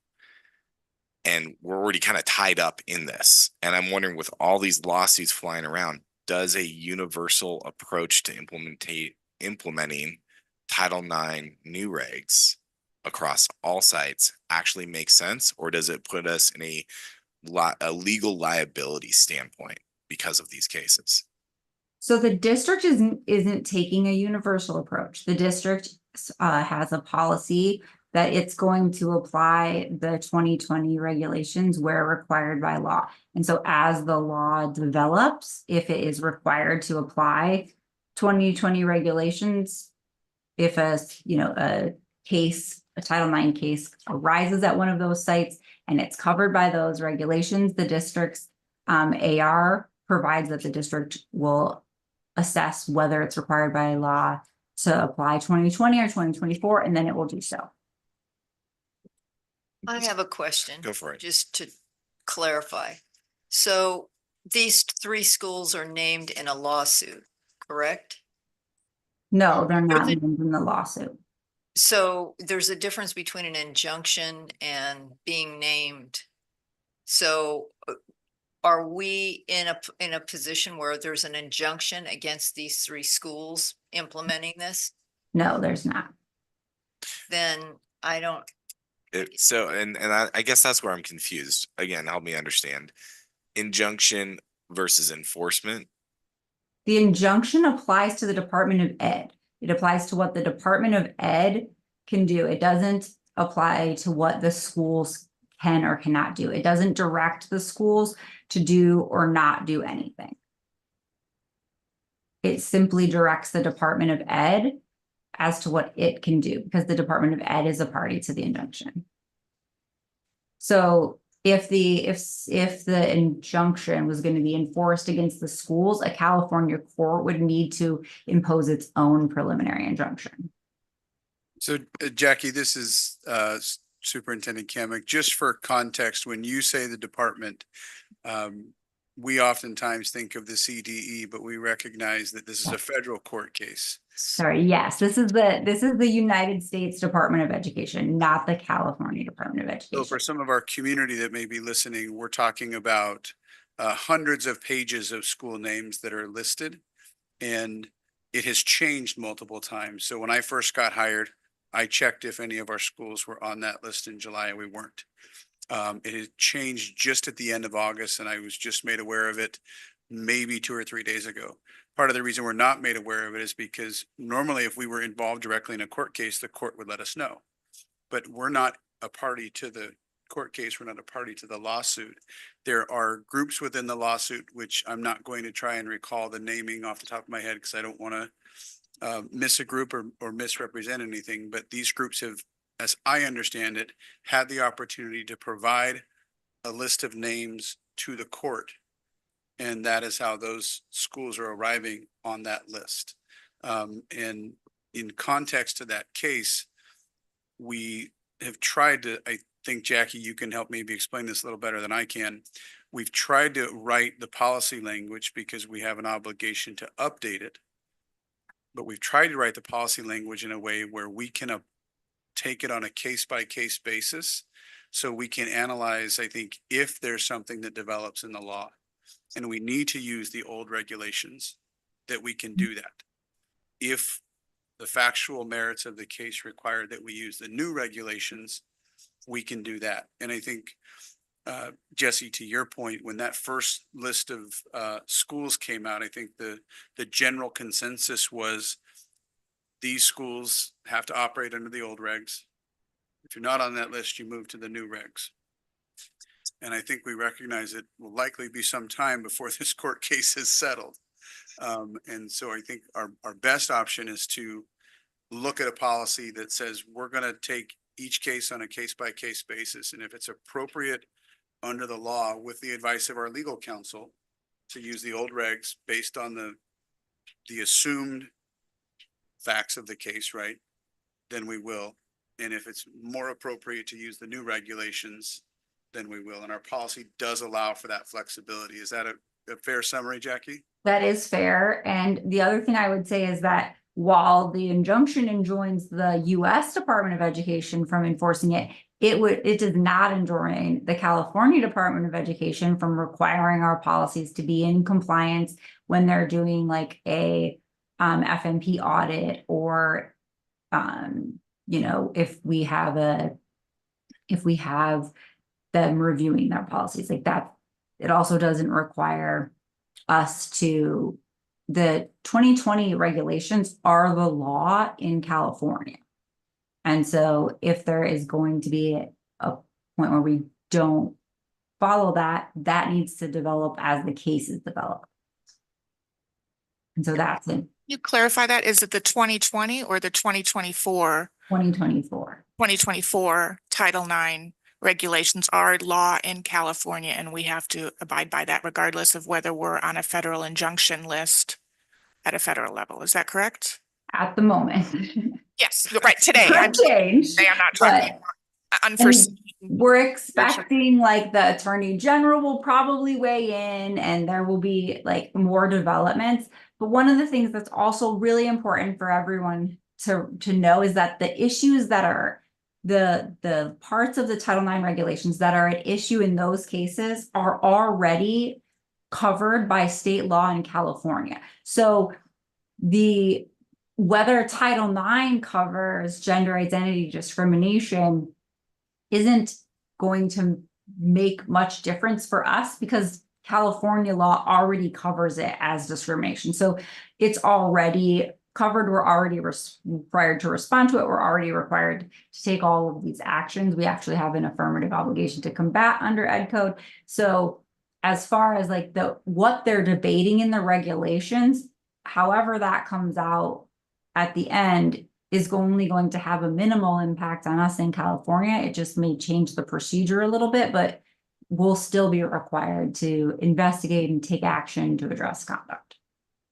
Yeah, and I'm a little, and I want to make sure that I have clarification on this. I'm a little concerned about the idea that our policy is allowing for flexibility based on school site and the circumstance of the discrimination at a specific school site. I'm assuming that our policy actually follows the California law, which means that it's not that this school site allows for discrimination against our transgender students and that school site doesn't because of an injunction at the federal level that. And what the policy does is it says that the 2020 regulations will be applied during this time frame that they're required to be applied if conduct occurred while they were in effect, because that's a requirement under the 2024 regulations, or if otherwise required by law. And so that allows us to, if a situation arises, we can look at what the legal landscape is at that point.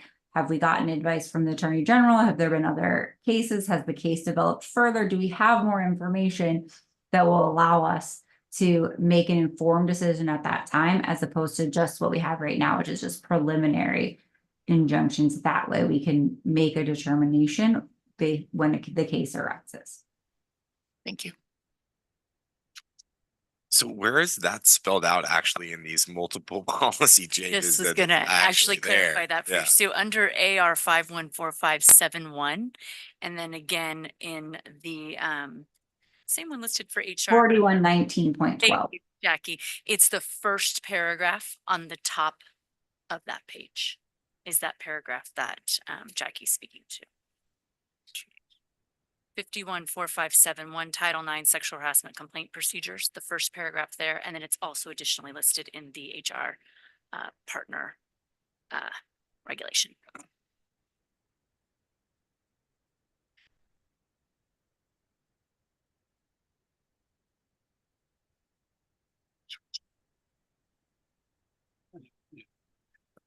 There's a lot here. I'll just say something right now, and I'll throw it out there just for a consideration for the rest of the board. There's a lot to digest here, and I would feel more comfortable, especially with this great information that we've gotten here tonight, understanding this a little bit better, understanding if I have any other questions or if there's any other concerns in the community before changing 25-ish policies.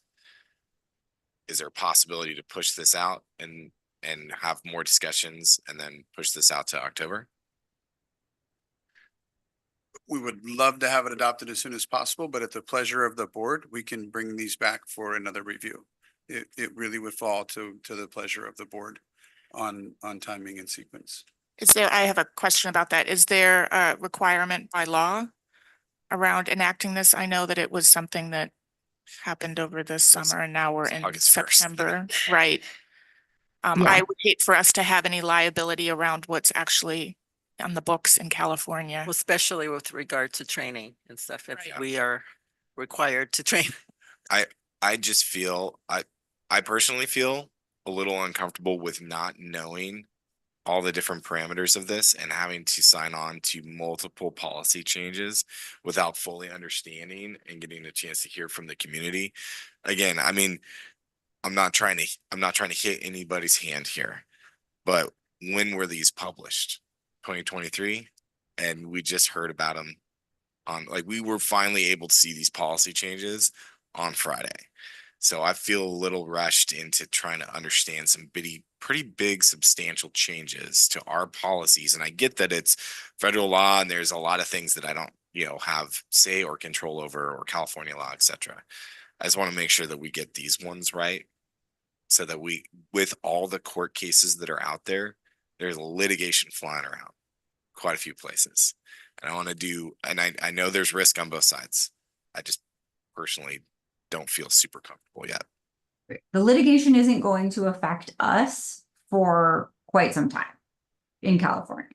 Because even if Either way. Yeah, it's not going to affect us in California until it gets to the US Supreme Court and the US Supreme Court were to make some sort of ruling one way or the other. And that is most likely to be, at least a year and a half, if not 3 years away. Okay. So it sounds like Yeah. Right. The other thing I want to clarify is that the regulations were released on April 19th of 2024. Yeah.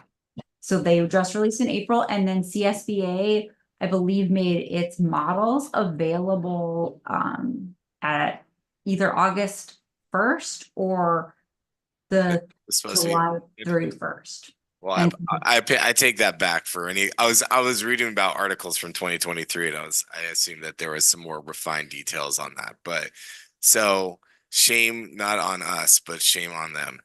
Yeah, and so the other thing I That's do want to clarify is that the vast majority of the information that is in these policies is required by law. Yeah. Yeah, so it's not stuff that we have discretion over to include or not include or to change. It's the majority, the overwhelming majority is just prescribed by law. I'll also note, just so everyone is aware, there are a lot of changes, or there looks like there's a lot of changes in 5145.7 in the AR, but that's just language that's being moved from 5145.3, the AR, to 0.7.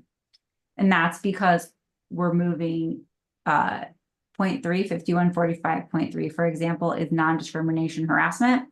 So where sex discrimination was covered there, all the language on sex discrimination is being moved from the general non-discrimination harassment to the sex discrimination, sex-based harassment. So it appears as a change, but it's actually the same language that you guys have had in place for a number of years. And given what we use these policies and ARs for, should a case come up, because we did have our first Title IX situation just a few years ago, and it was a huge learning curve. And I really think it's important that we're up and in compliance as quickly as possible to be able to do it right because of the changes that you've outlined. At least in my reading of them, which was quick this afternoon, it's a lot of repetition and things moved around and basically statements that all agree with values and commitments that we have all over our strategic directions and everywhere else in our policies and procedures. So it's just a formalizing of let's get in compliant with the law. So, well, Jesse, I appreciate your desire to want to dig in more. I kind of feel like these changes are really more just perfunctory than they are really groundbreaking. I agree that it's a compliance issue, and we have a compliance officer who's a lawyer in our district who's sitting out in the audience who's been working on this. And we've also heard from our council. And I think we live in the state of California and we have certain laws here that are it sounds like similar or the same to what we're looking at now. So I don't see any, I'm interested in the protection of all of our students. And if this provides more protection for them, then I don't see any reason to wait.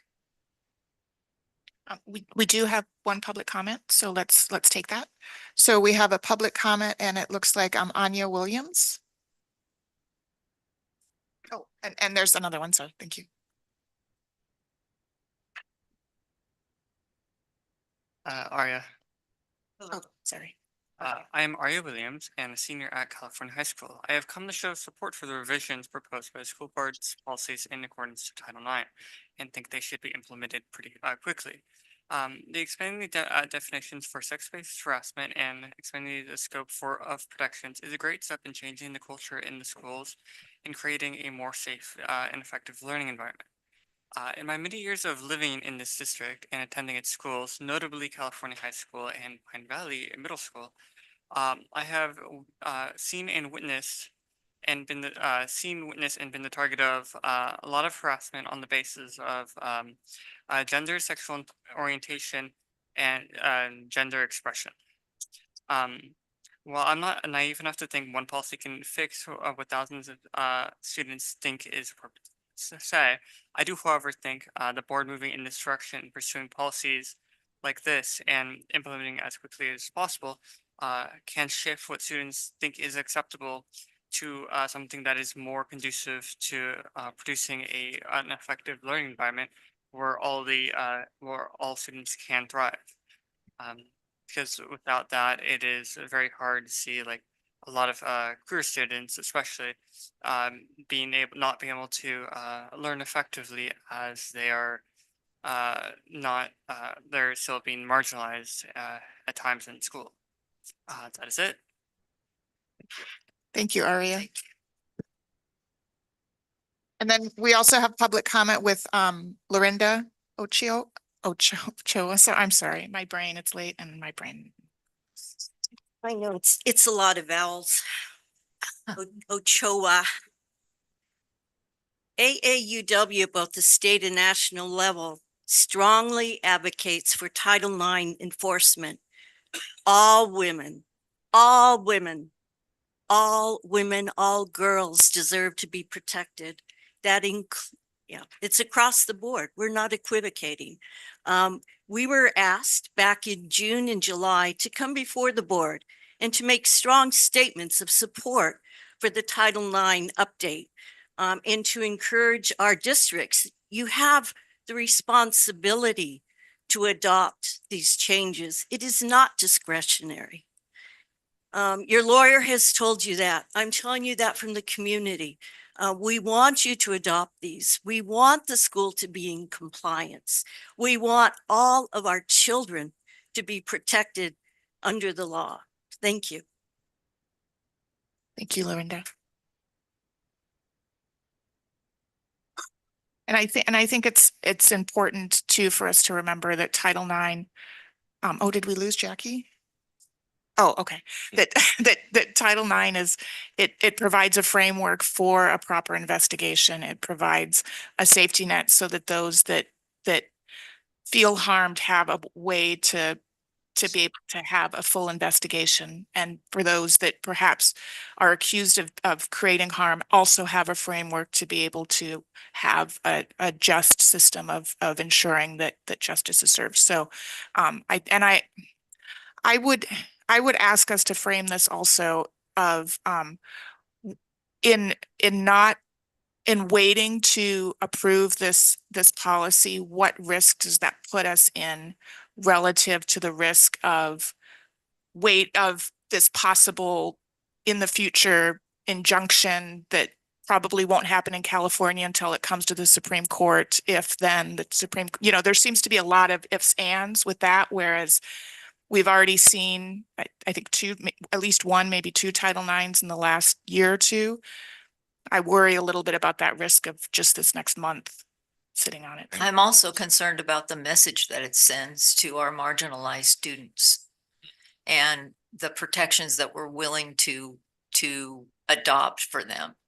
So that's foremost in my mind, their safety and their protections as we protect all of our students, no matter where they come from or who they are or whatever. I think it's really important that we adopt this now. And if there's changes that need to come in the future, it sounds like it's going to be a ways in the future. And I agree. I don't want to leave this open when it's a compliance issue and it's not something that we can choose or not choose. And if we don't understand it, then we can spend our time individually reading all of it so that we clearly understand what the provisions are. Yeah, I agree. We absolutely, there's a lot of great provisions in even these new Title IX updates and regulations. It's absolutely critical, to Shelley's point, that we're protecting all our students. I personally don't understand these new changes to these 25 different policies and ARs. Just me personally, I don't feel comfortable signing on to it right now at this point, but I do not let that, stop you, but I'm personally not there yet. Right, Travis? Yeah, I actually have a question. I'm not super familiar with Title IX, but I was curious if any of these, if we're considering adding any discretionary policies, or is everything here just getting us up to compliance? I think today we should definitely be approving everything that has to do with compliance. And if there's discretionary things that maybe, we get to consider adding more on top of it, then we should definitely reconvene so we all have time to think about, making sure that we're protecting our students. So I guess my question would be, is there anything discretionary here, or is everything compliance based? I think so I might answer your question with a question, which is such a lawyer thing to do.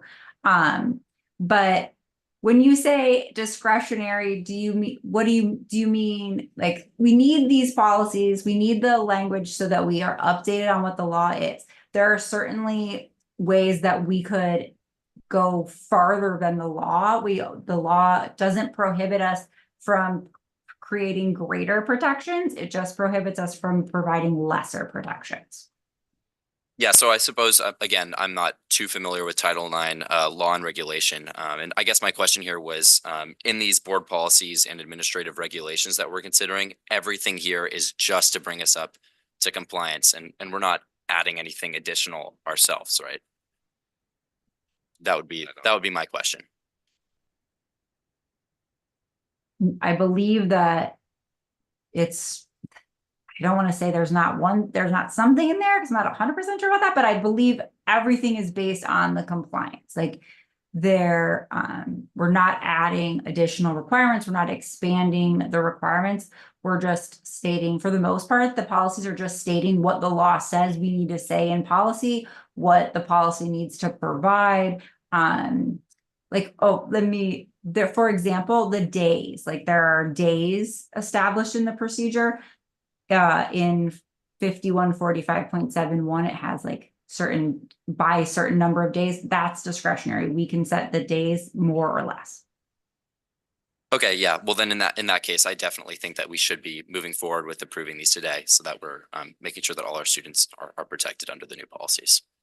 I think in general, when CSBA puts out model policies, they're bringing you up to compliance. They're not advocating, and they're actually a very conscious organization about leaning into the local control of every school board in the state. That's kind of a founding principle, and it's one of the things they push back on a lot about let school boards be school boards. So I think it would be highly unlikely that these would be going farther than the compliance would take them. Right, and my concern here wasn't too much about going above and beyond, which I think, certainly, right, in case we wanted to consider next week. And I appreciate your help answering my questions.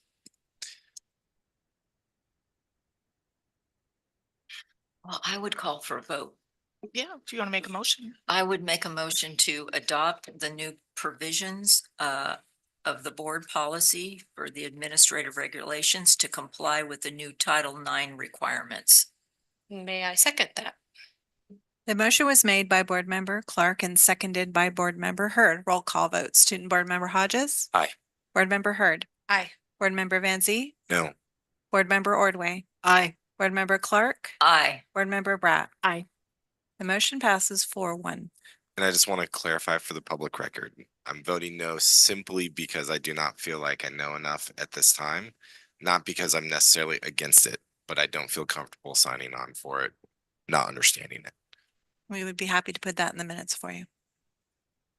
All right, so that's the end of our action items. So we'll move on to administrative matters and we have our board members' reports. So Rachel? Duck up quick. I made some notes. I just got it. So I have been busy with lots of things that I really shouldn't talk about at the dais, so I won't. We had a special education community advisory committee meeting last week, and it was very well attended. And I'm pleased to say we have 2 new student members. And so I really love that the student voice aspect, having student board members on steering committees has made its way to our special education CAC. And it's really wonderful to see how they're engaging on the committee. And the committee also chose its annual project because they kind of pick a project to work on each year. And they're going to update the special education parent handbook, which hasn't been updated in a while. And it will be a digital only thing. So it's always current and can be read on the website. I enjoyed attending the ribbon cutting at Cal High at the stadium with Laura and CJ. It was just fun to be there and see all kinds of people and beautiful weather. I didn't stay for the game, so thank you for the update on that. That's really all I have. All right, for me, we've had the FOAC meeting at Vista Grande. We got a chance to see some of the new improvements to the school. Susanna and I were there together. The funds for that are dwindling down, so we're kind of managing a very small pot of what used to be quite a large pot. So, what's that? Yeah, it used to be a lot bigger. And then also was able to attend the budget advisory committee meeting that Shelley and I are part of, and we sit on as technically, I guess, board liaisons as well, but it's a superintendent's committee meeting, and CJ did a phenomenal job. I think I actually finally understand LCFF. It's like I got plugged in to the Matrix like Keanu and I know Kung Fu now. So he did such a good job explaining that I was looking around the room and there was people who work for this district. They were like, I learned something too. So it was really good. I'm not excited about the work that committee has to do because it's not the thing, we're not figuring out how to hand out more candy and, rainbows and butterflies.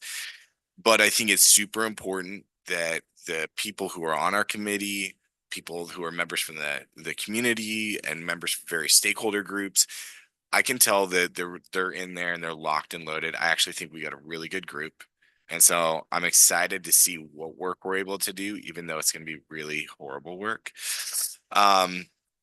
And it's never going to be fun. But I think if we can focus on what are the right ways to cut, we're going to benefit the community and our students, which this is all about anyways. And then that's about it. Just looking forward to a fun week coming up with homecomings and parades. And I'm going to go attend the Teen Steam Gala this Friday as well. So I'm excited about doing that. So move it over to you, Susanna. Thanks. So I'll second the terrific presentation that CJ did because he did one for the affiliates at the San Ramon Valley Education Foundation and actually all the ed funds. Got to say hi to everyone there for meeting, and then really glad. So I'm very involved with a local nonprofit, Papa. I think a lot of people know that. And we had our summer intern graduation, and it's really cool because there are 5 students, 5 of our SRVUSD students actually completed summer internships on different levels of elected offices so that they learn about what how local government, regional government, state government kind of worked. you know, with basically the public and everything. So they got to actually, one got to work with the state treasurer, Fiona Moss' office. One was at County Supervisor Candace Anderson's office. Two of them worked with our local San Ramon Valley Council member, Sweetheart Barros. And the last one actually had the privilege of working with me and our school district. So big shout out to our education services team and communications team. So, and then lastly, yesterday afternoon, I also had the pleasure of attending Student Senate meeting headed by Selma and Travis here. And really nice getting to hear actually the concerns and activities of our students in middle school, different middle schools and high schools. So thanks for letting me sit in there. That's it for me. Well, as Jesse said, we had the budget meeting and now there's going to be lots more budget meetings. We'll get our pencils out, right? I was with the PTA at Sycamore last week and what a great group. Really welcoming and gave them some information about the parcel tax and just a really a lot of new people asking questions. And I felt really good because one of the people that was new said, I never understood this school funding thing before, but this was very helpful. So I'm glad because I think the more people in the community that understand what we deal with on a regular basis is really important because then they can tell other people. I'm going to be going to San Ramon Valley High School to do the same thing this week.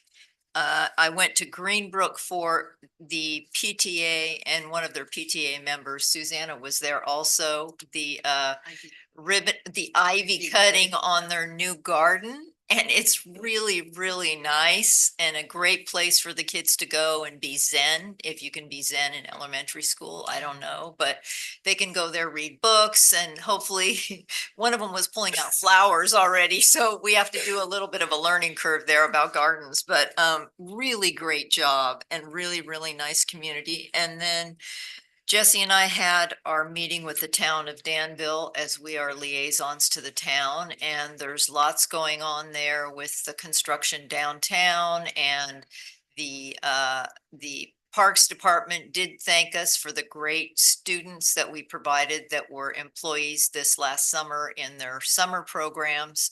So it's really great that a lot of our students are doing that kind of work with the town. And I think that's about it for me right now. So Laura.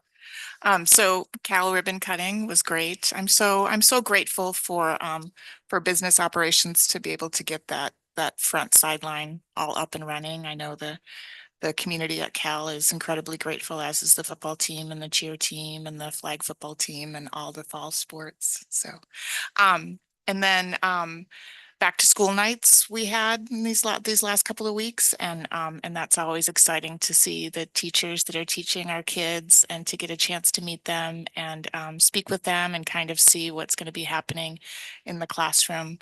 So I appreciate all the hard work that was done to really make those back to school nights as exciting and as they are and welcoming as they are.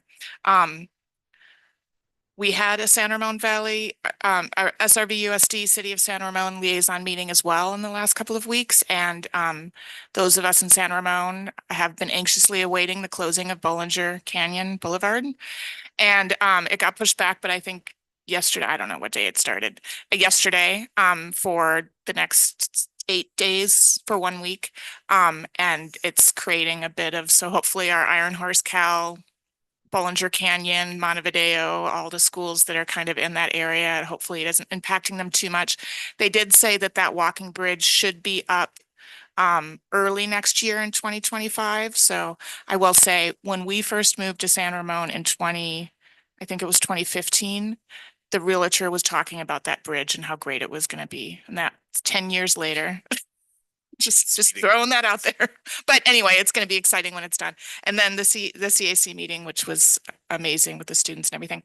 There is a parent ed night on Thursday at 6 p.m. at the Danville Community Center for bike, e-bike and e-scooter safety with both San Ramon and Danville Police Departments. Please come. I think you have to register. Will it be live streamed? I'm not sure. It will not be live streamed. That's too bad. But anyway, I'll be there to welcome whoever is there. So I hope you can attend. It's a big deal with all the safety concerns around e-bikes and e-scooters right now. So that's my report. All right. Can I take a quick yes. moment of personal privilege?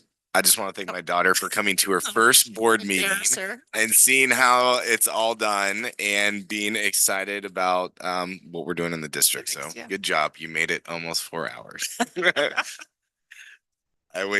She was deeply interested, I'm sure, the whole time. Great. All right. So meeting adjourned.